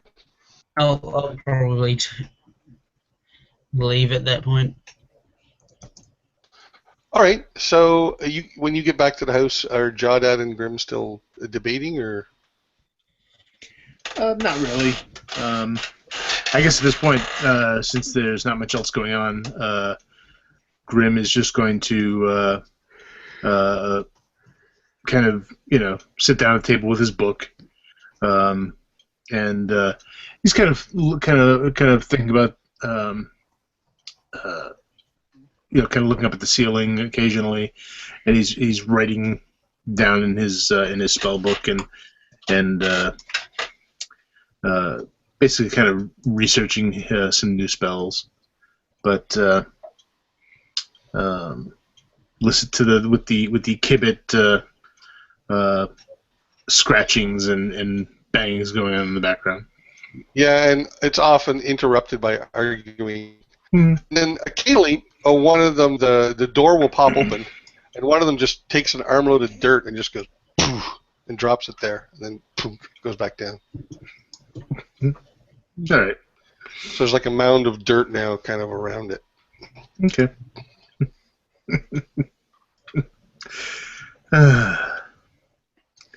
They can move it later.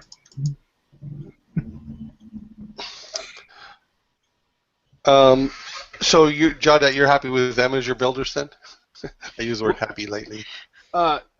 I'm going to go talk to building about when he's going to start on the fence, and I guess potentially how much it would cost to build a very odd barn, because it's only going to be able to be 20 feet wide.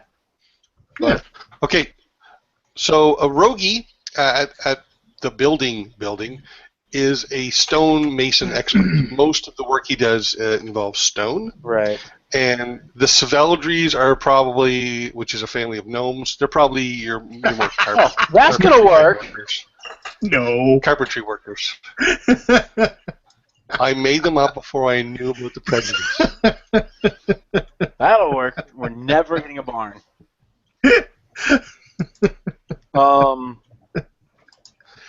You could also probably find some amateur carpenters in town. Well, I'd already talked to Rogie at building. So I had dropped off the L braces that they had given us at the foundry, and asked them about incorporating them into. We just say a couple sessions ago, but it was kind of in passing. So incorporating them into the wall and how that. So now that we're back in town, it's just a matter of when we might be able to start building the stone fence around the property, because we have many animals.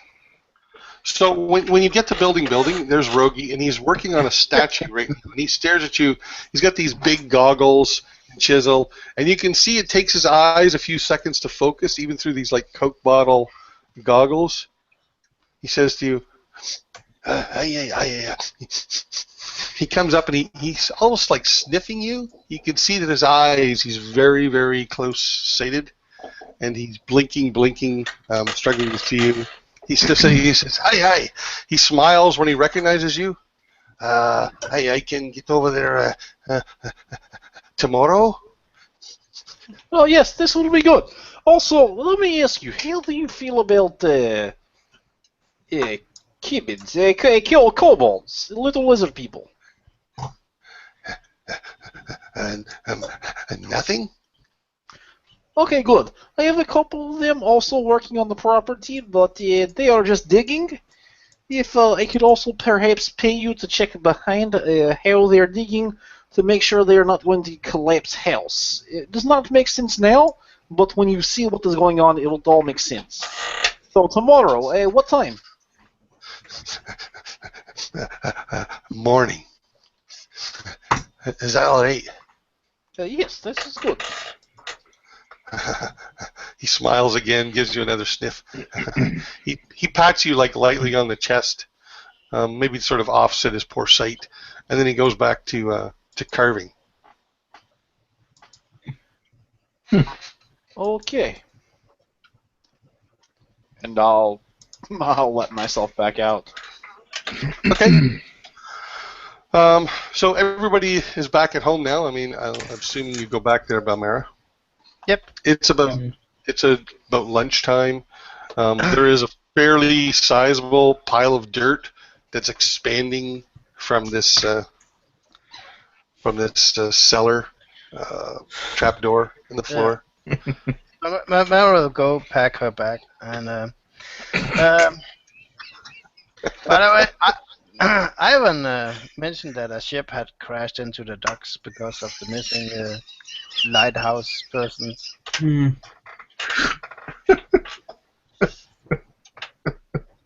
But they didn't find a replacement.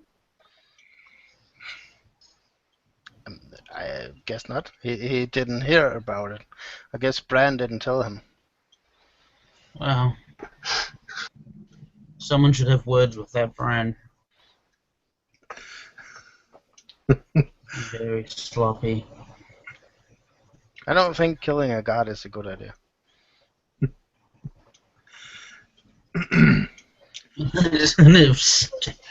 There at you like what?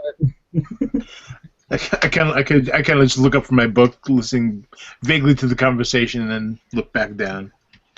Yeah, can you help me carry some bags? Yes. From where? Well, from here, I'm moving over to Anna's house.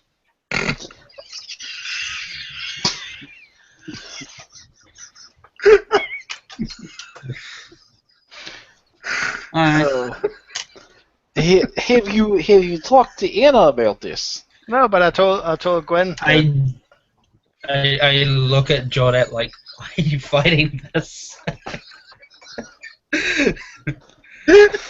4 of us, 2 bedrooms.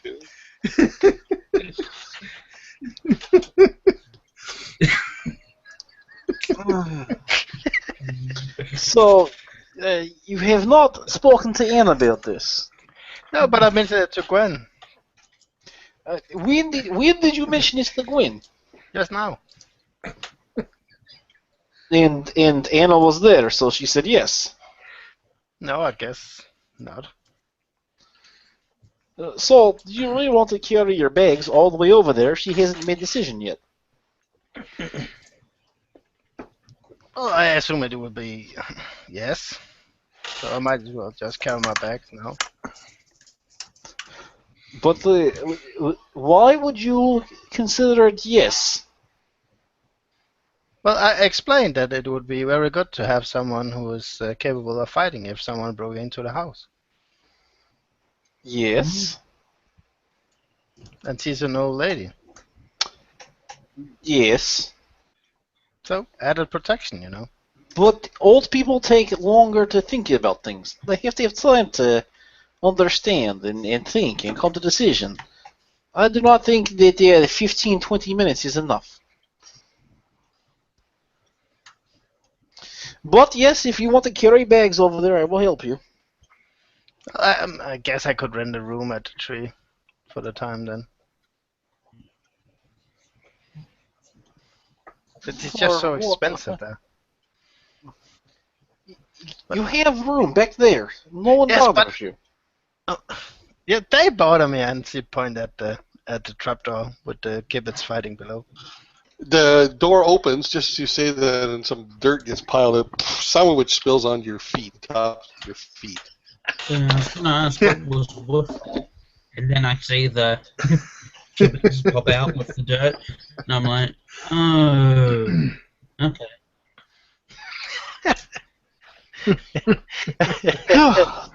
Tolraun has seen too much now. Perhaps you should take 5 days and stay at inn. Sure, get some time off. Relax, get away from it all. Yeah, good idea. Yeah, get away from us all. Get all. Yes. Tolraun will help me carry your stuff over to Inn. It's not a problem.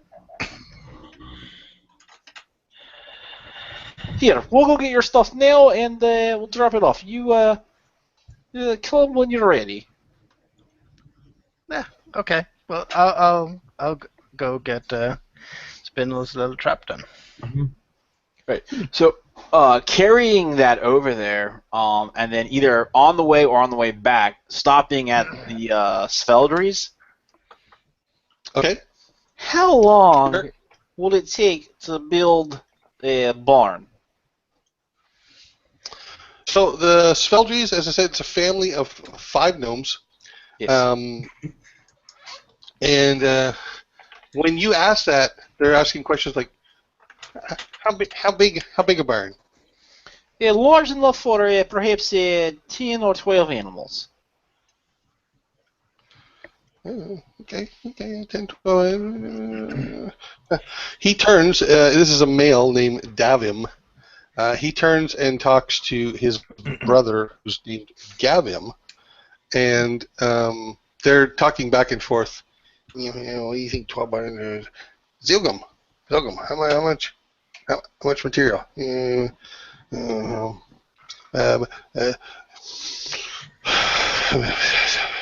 Half a 10-day, maybe longer. No, not maybe longer. A half 10 day is all the time I have. So 5 days, yes? Good. And how much it Can't cost? start till tomorrow. Can't start till tomorrow. And how much? No, we gotta get those 2 wagons. Yes. Oh, how much does it cost?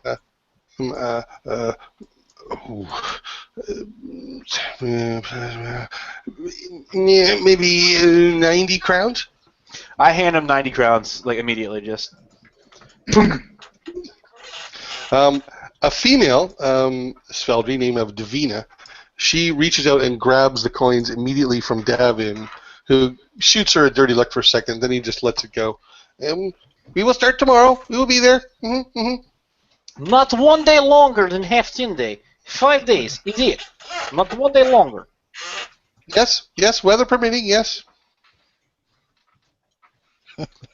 Alright, well, I kind of smile at Tolraun, and we'll head back after having dropped off Belmera's stuff at... Yeah, when we drop it off at the free, I do so without explanation, and I look at Faye or Gwen and say, now she's your problem. I just walk out. I give Gwen one of those "you owe me" looks. Like she's sitting here, but she's not staying with your mom. So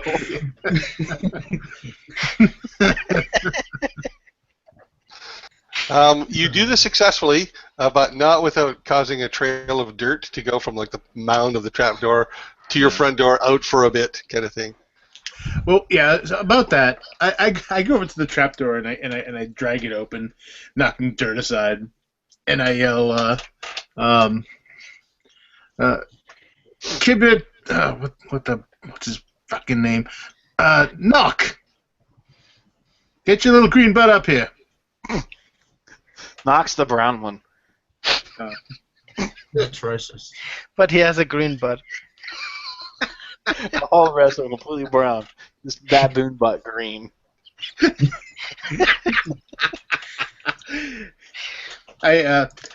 he gets to the top, I say, I kind of yell past him. I say, you keep digging, Z. So Zabik pops his head out and he knocks some dirt down on Knock and he kind of chuckles. He's standing knee deep in dirt. He says, "No, time to eat. Gotta eat." Yeah, you'll eat in a minute. And I say, Knock here, and I hold up my hand, and I'm Zabik. He's Knock. He points down in the hole again. I hold up my hand, and you see these two little strands kind of like extend from both sides of my hand, curve down, and you see this bucket manifest in my hand. And I put this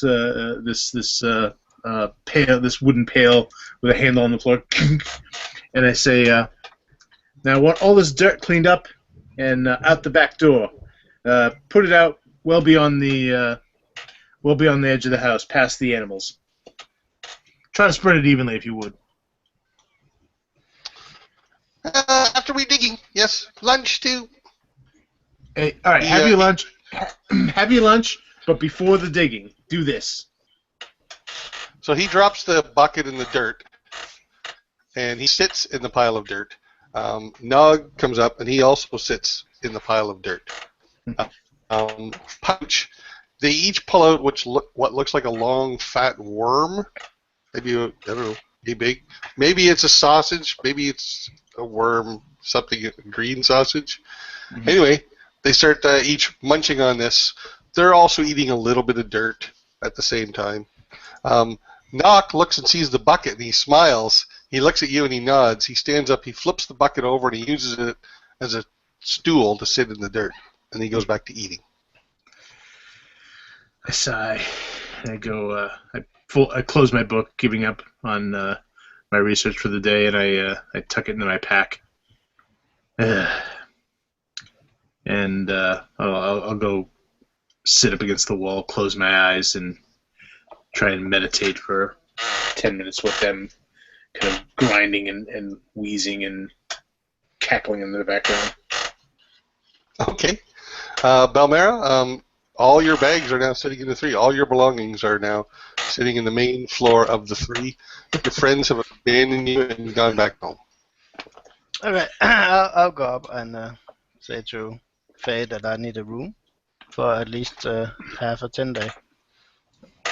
Oh, yes, a half 10, sure, of course. Yes. And what kind of room would you like? Would you be liking wanting a nice room? How much is a nice room again? Well, depends how nice you want. We could give you a nice room for 5 nights with fresh sheets and water. It would only cost you 7 crowns for 5 nights, plus your meals, of course.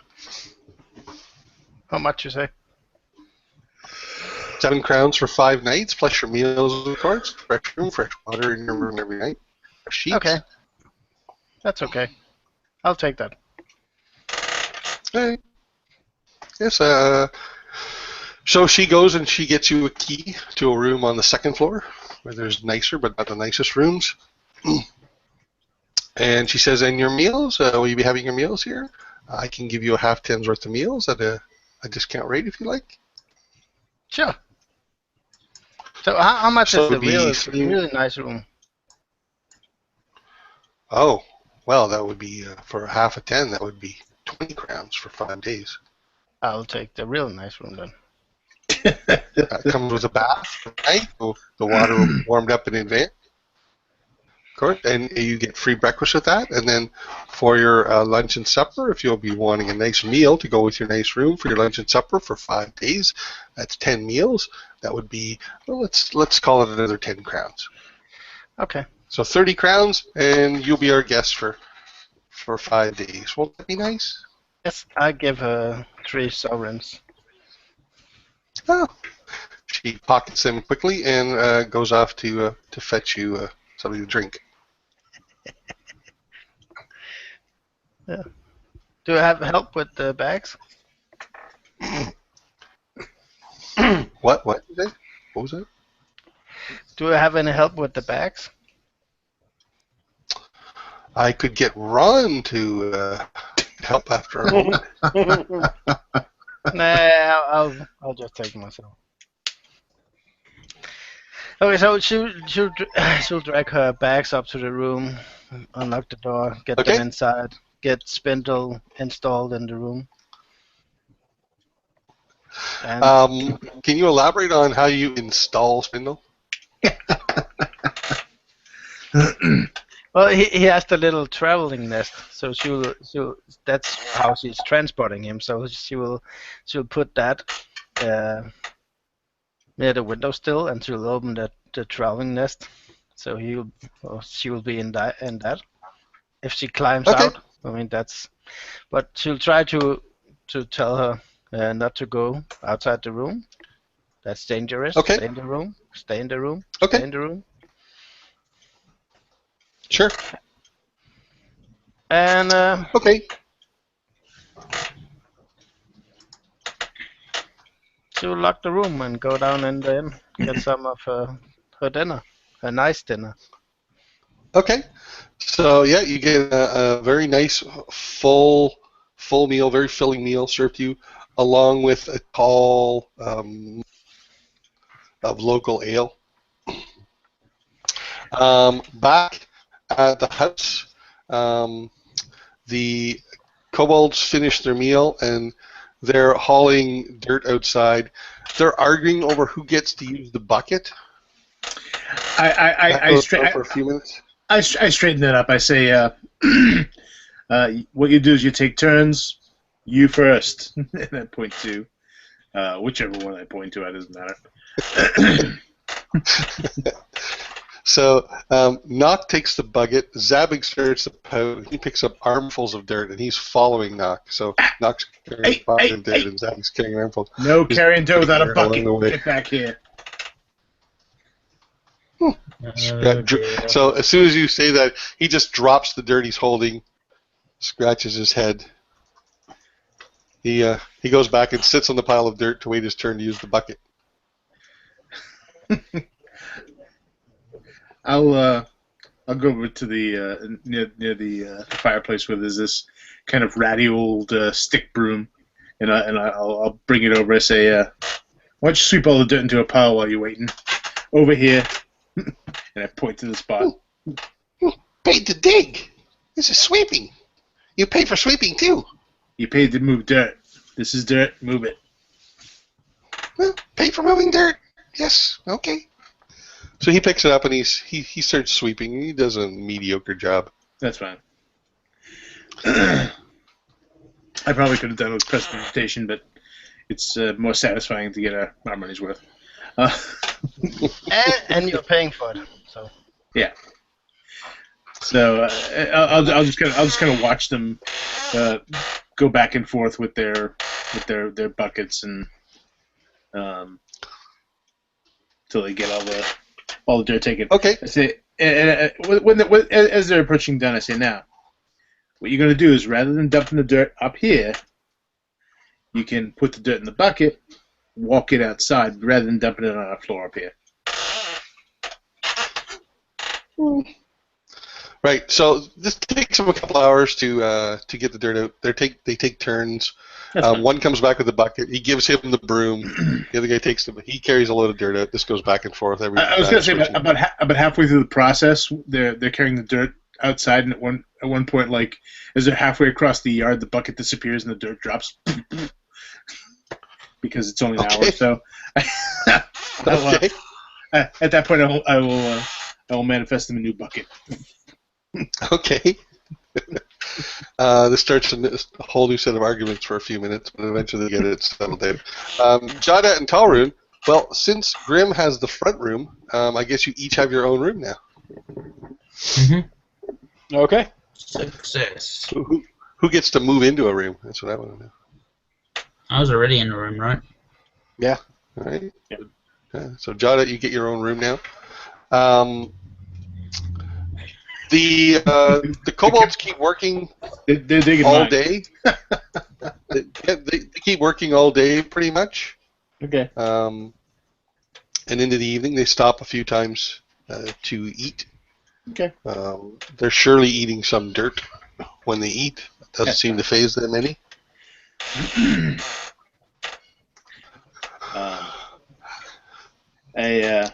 As they're approaching the end of their workday, I say, so what time will we see you tomorrow? We work, we sleep, we dig. They point back at the hole. All right, fair enough. Just no digging before the sun comes up. I tell you what, no digging till I tell you to. We'll make it simple. You pay us for not digging? No, of course not. But you have to wait till we're ready for you to dig. Otherwise, you're not digging in the way we want you to. So no digging. Not until morning. take some time off down there. Rest All a right. bit. So they leave and they both climb back down in the hole. And no noise. I want you to make me a perception check. All three of you can make me a perception check, actually. This is so bizarre. Okay. 9. Okay. I got a All 1, so I'm not paying attention. All right. So never mind. I got 22 if it matters. All right. So I'll say you draw that. Then you think there's a bottle of booze missing from the bottles you have, but you're not sure. Maybe Belmera took it with her. Okay. Do you guys want to do anything this evening? No, but I will push the bolt on the door to the root cellar to lock it. Okay. You realize you're denying them access to the litter box, but okay. What litter box? Have we seen? They don't know what a house is. They're gonna piss and shit somewhere. Yeah. Were they using the outhouse? I think not. We don't have They an were out. going outside. All right. No problem. You got it. While they're You doing guys- that, Belmera will get insanely drunk at the tree. All right. Well, the money you pay counted for, a drink and a meal and a bed, not an insane drunkly amount worth. So you can cross off a couple more crowns and get insanely drunk. Yay! Do you wish to accomplish anything in your intoxicated state? No, she will just she will tell epic stories of the lighthouse adventure with the slaves and all that. Yeah, so you get some people that are willing to listen as long as you're buying them drinks. But for the most part, the more drunk you get, the less easy it is to get an ear willing to listen. Yeah, and the more epic the story gets. Can I hear a snippet from this story? Yeah, I think at the end of the night there was probably some chained up dragon that she took down single-handedly while saving Grimm. Wow. Well, Um, not bad. she's probably gonna lose control, so I'm gonna spend 10 additional crowns on buying drinks for the house. Okay. Well, So you now have lots of eager ears now. you've been skimming a lot off the top from us, haven't you?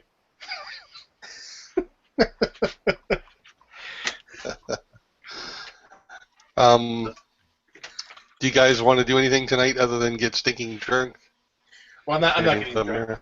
I'm not getting drunk, but no. No, not really. Okay. I got nothing. So another evening passes without incident. The next day, morning comes. It's now the 19th of rotting. Eventually, the Sveldries show up, and Rogi shows up, and he knocks on the door. The Sveldries are outside, and you can see them outside. They're arguing in the space that the barn's going to be. There's 5 of them out there standing there having this argument. And Rogi comes to the door and knocks on the door. I'll answer it. I said half a day. I'm here, half a day, as promised. Even earlier. Yes, we're building fence around the outside property. And a barn. Oh. Digging going on there. He points at the cellar. Yes, yes. And, it'll there's also, a couple of trace amounts of dirt, but he's figured it out. yeah, if you want to poke head down and check on process, make sure it's not going to disrupt foundation of the building. Okay, so it's a few hours into the morning. It's probably close to noon, so I'm going to assume you have them digging again then, Grimm? Yeah. All right, so he goes down there, and you hear the trapdoor close, and he goes down there, And then you hear arguing, yelling between him and the kobolds, and you hear the words like idiot and morons and stuff tossed around. 3 of you can make me a perception check again. Nope. Not great. 10. 12. Okay. 1. Both you, Grimm and Jawdat, you notice that there is a piece of the floor, not big, maybe 3 feet by 3 feet, that's starting to sag a little bit. It's not far from where the pit is. Mm-hmm. Your cellar is. It's starting to sag a bit. Rogie comes upstairs, shaking his head. Crazy idiots don't know what they're doing. This floor will collapse under if you let them. Who are you? That's He goes bad. up to you, Grimm, and you can see he's squinting. He gets like almost like just a couple inches from your face to make you out. Then he backs off. Rogie. He looks over you, Tolraun. He kind of shuffles over to you, and he does the same thing, squinting through these big goggles. Rogie. What do you want me to do? He says to you, Jawdat. Well, we'll need to make sure floor does not collapse, and also a stone fence outside. Yes. I'll need to bring stone. A fair bit of stone supports, blocks. I'll be back. Okay. He goes to the door and he goes to the door to leave. You can stop him if you. Yeah. I'll go over to the hatch though and open it up and say gibbets. And they come up. You can smell alcohol on their breath. Yeah. Well, all right. You performed admirably. You've done a great job according to our foreman. And your services are no longer required. How much do we owe you? Come see. No. We trust our foreman. How much do we owe you? It was what was it? 10 commons, I think, each. No. What? No. You tried to trick us, Kibbins. We're not that stupid. 1, 2, 1, 2, 2. Yes, 2 nobles each.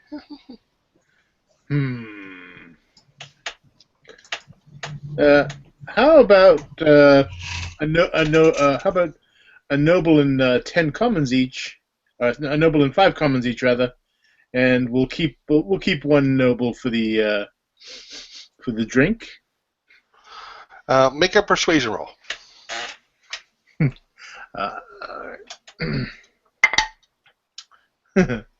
Let's see. 19. Yes, okay. You be now. Fair enough. So I reach in the metal pouch and I pull out the nobles and commons. Okay. Just delete that So here. they leave, tracking a little bit of dirt, arguing over the coins. You notice maybe a 1/5 full bottle, not very well tucked into a pocket. You could it's obviously bulging out. The bottle's mostly empty. All right.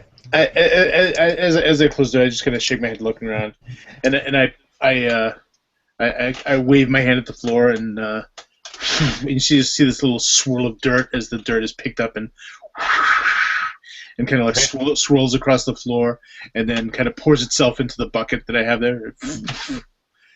All right, so this little zephyr forms, whirling up all the dirt, drops into the bucket. Sure. And I'll just put the bucket aside for a short time. Okay. So there's a knock at the door again. This time it's Davam Sveldry, and he looks at you, Jawdat. He says, "We can start. We know where it's going to be." Yes, then get started. Thank you very much. Wait, who is this now? This is the Davam Sveldry. Happy Yes. to meet you. I've heard about you in town. If you need barrels, wagons, we can make. Oh yes, actually, after our barn is built, I would like to get 2 rain barrels also. Yes, But yes, we have them after already barn. built. Yes. You can bring them over. Already built. No delay. Yes, that's fine. Thank you.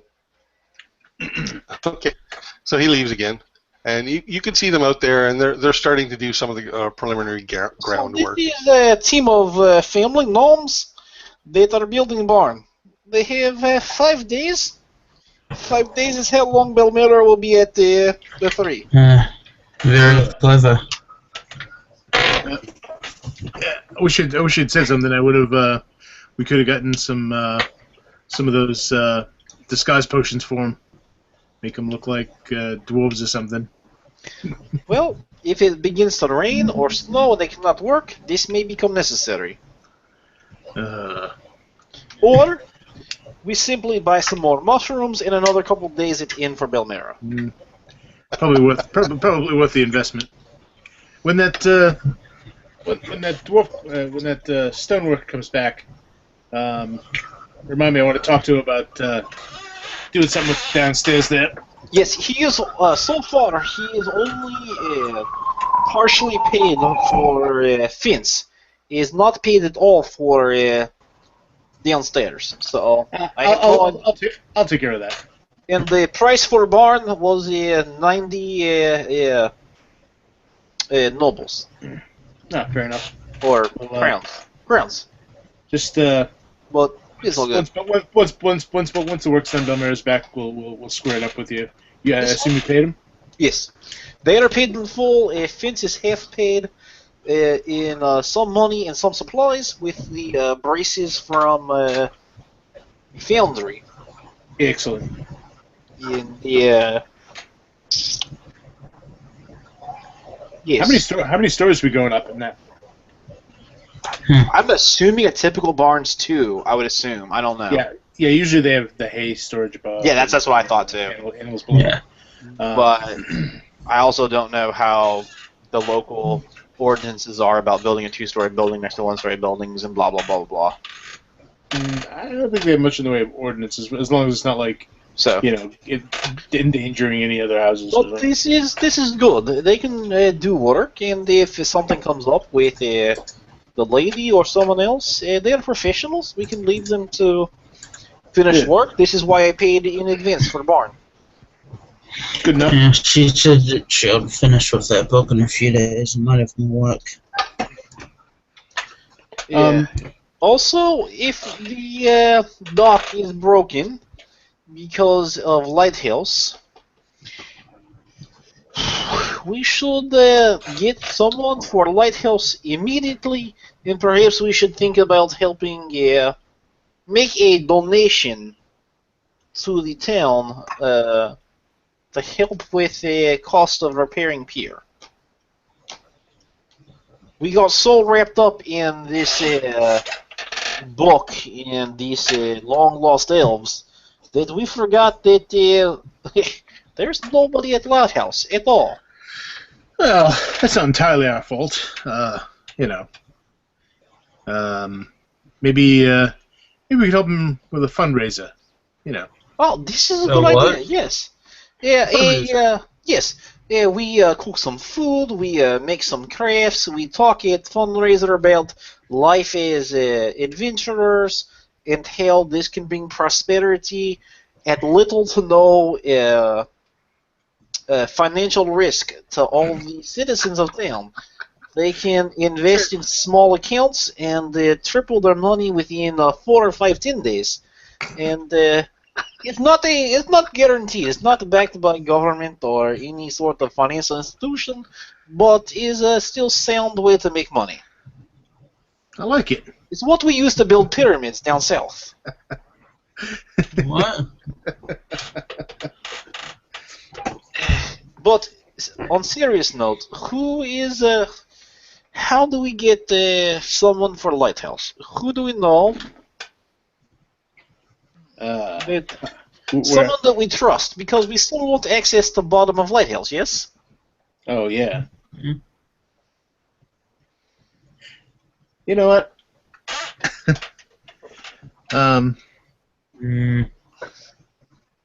Maybe I'll do it. His long drive ride is 2 or 3, 4 hours from town. Yeah, it's not too bad.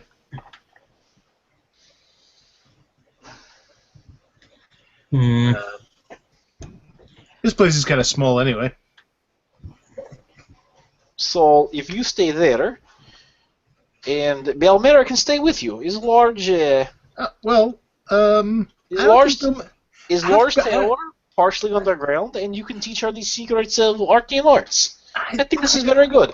And Tolraun and I will stay in town as representatives. This is a very good idea, Grimm. I'm glad we are decided. I don't think Belmera would want to be away from her mushrooms. No, it's more place for her You'd mushrooms to have to grow. grow some.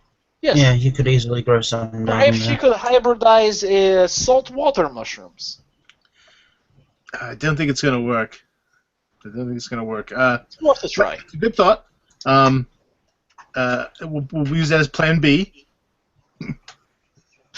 Let's put a pin in this and leave it here. We know it's here. But it's a long way for you to be someone in town that Well, we for could now. get. I mean, I'm considering some spells here that might be able to shorten the distance a bit, but that'll take a little bit of time. And if it's just me on a horse, I can make it in probably 2 hours. What about Fievel? Fistful? Faith. Fistful? Faye? No. The elf. One of the About people on the Eagles? No. Fievel. Firel. Oh, Lady Lasuva's hide. Yes. It's a good place for him. Is secluded. It allows him area to study. He is a trustworthy person, and since we are in employ of Lady Lesever, there will be no questions about having access to the bottom of Lighthouse. We could at least ask him. Actually, instead of going to Firewall, couldn't we talk to Lady Lesever about this? I mean, And have her assign someone there? Perhaps is looking. yeah, well, she has a secret organization. She could use the place. Like you said, we'll be able to access it, and she can definitely afford to upkeep it. I looked at Grimm. This is a good plan until your magic is capable of shortening trip. At least. All right, and so we accomplished that, and Slay So, Red And we all Dragon. happily so ever now after. that we've taken over Kulthania, we will Right. divide it into 4 dominances that each of us reign supreme over. And we're gonna go ahead and retire at 20th level. So all the 3 of us are gonna re-roll 3 gnomes and rejoin Belmera here shortly.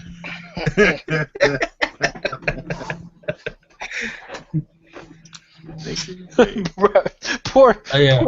poor Rob. He's like, I don't really want to do a whole lot of like town building bureaucratic stuff. We're like, all right, we're gonna build a basement and a barn and some fences, and then we're gonna talk about who's taking over the lighthouse. He's like, "Fuck you. Screw you guys, I'm out. I'm out. Okay, so now that we have taken over the town, they all bow to our will. Right. I will now roll my new hit dice. The D1000s. Yeah, deal thousands. Who would have thought that Jasper was the linchpin keeping it all together? Weird. But his head does look good above the fireplace. Okay, you saw I rolled those 3 11s for my 6 levels in Barbarian. Fair enough. So, on a serious note, though, It's a good idea. Talk to Lady Lesever, see about having her put someone there. Gives us access, and until Grimm's magic is capable of shortening trip, and then Grimm can take over Lighthouse. I look around there. I look around their little hovel. If you still wish to live out there, I understand. But you don't know how to work Lighthouse, and at this point, I think we are making enough friends that we should not ever necessarily be that far away alone. Ah, well. It was a thought. You could sleep in barn. I could sleep in barn. You could have. Actually, this is an idea. I will get gnomes to put room in barn for me, and you take second room in here with Tolraun. This is a good idea. I can have room on top floor of barn next to hay, away from me. This is a good idea. Yes, we can do this. Fair enough. All right, so we're gonna make that slight addendum to the build once the gnomes are back. I mean, I don't think it's too much to throw an extra wall up there. No. And do we want So- to talk to Lady LeSever about putting someone in the lighthouse so that we can quit wrecking boats? Yeah, that would make sense. She has the means and the people. She can put one of her own people in there. Especially with it being a secret shipping. Is the word quay? Is that the right word? Like when you have like a tiny Key. It's spelled Quay, but it's pronounced Key. Okay, that's why I was never Yeah. sure. So like Makes having no sense. that little key there, right? What could be beneficial to her and her Yeah. elf obsession. Just keep in mind that the lighthouse building itself, I'm not saying about its extension, but the lighthouse building itself and the land it's on is owned by the crown. Sure. Yeah, and the idea is to see if we can get Ivan to allow Lady LeSever to take responsibility for upkeep. I don't even think that we necessarily need to go that far, right? Because we said we were going to take care of it, we didn't, and then Belmera said we were going to take care of it, and he kind of said okay. So I think as long as it gets taken care of, he may not look too much beyond that. Yeah. Yeah, so essentially it'll be like the government's contracting Lady LeSever to take care of it. Yeah. Right. That's kind of the way I think about it. She picks somebody from her organization. They work there as a lighthouse keeper, and also they sort of guard the entrance to her secret Cave. key. Man, I forgot again how you pronounce that word. The So- hidden key. Key. Right. It's like when someone's having a fight and it's the ROW type, the row versus a row. Yeah. That would trip me up too. In a row. Well, because Shakespeare uses it both ways, depending on what he wants to rhyme it with. Yeah. He should be punched. We don't even know. We should go really know. punch Shakespeare in this game. We don't know if he was Also, really there or not. if we always Right. refer to it as the lighthouse key, then no one will know what we're talking about. Right. I like it.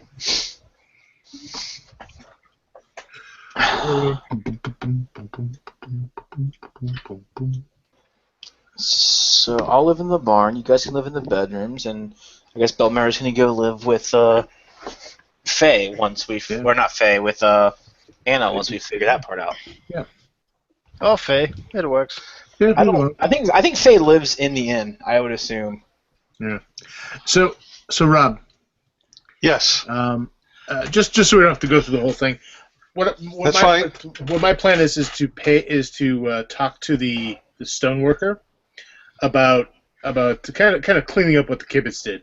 Not only reinforcing the floor, obviously, but basically putting stone in the floor down there, the walls and the ceiling, basically making it basically a functional stone room. Okay. Rogi can do this for you. Mhm. You should know that he's very, very skilled and not very cheap to hire. That's You'll fine. get very good quality work. And very, very odd. Yeah, and so, but basically, I'm looking for maybe a room, maybe 10 by 15 or something like that by the time it's done, yeah.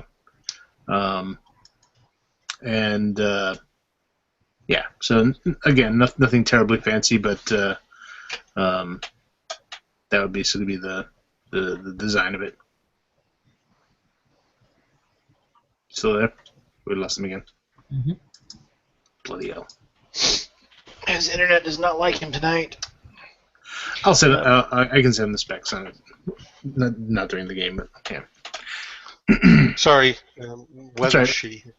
So when you go downstairs to look at the job the kobolds had done, they dug in opposite directions, and they just kind of dug sort of there's jagged little areas out, not not very symmetrical or anything. There wasn't a whole lot of rhyme or Yeah. reason to it.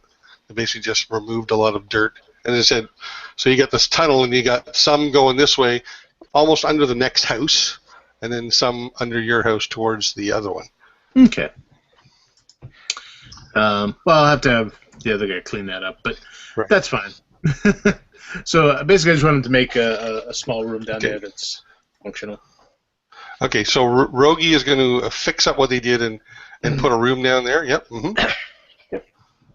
And we can talk about And- this in that later. And Sveldry are going to build this barn with a room on the second floor. Yes. Okay. Making notes. And what about the lighthouse? Oh, we're gonna have Lady, what's her name? LeSever. LeSever. Send see if she has any people that she could loan out to run it. Because the advantage to that obviously is that she could have someone there, and she would probably want to use for that kind of place once we tell her about the secret shimming place, because she runs a secret organization. Yep. Okay, so at first she tells you that she doesn't really have anyone like that. Like, that's not really what she does. But Firel offers to do it. He wasn't that comfortable living in town anyway. He'd rather live on alone. And being a couple hours from town, it's kind of perfect. That's just as much company as he ever wants. He's pretty much solitary most of the time. So Firel decides to take you up on this offer, maybe to the surprise of Lady LeSever. Sweet. Excellent. Okay, so that's 3 things banged off. We are going to end it here a little bit early. I know Dennis has something he's got to do in the morning, so he wanted a bit of an early session.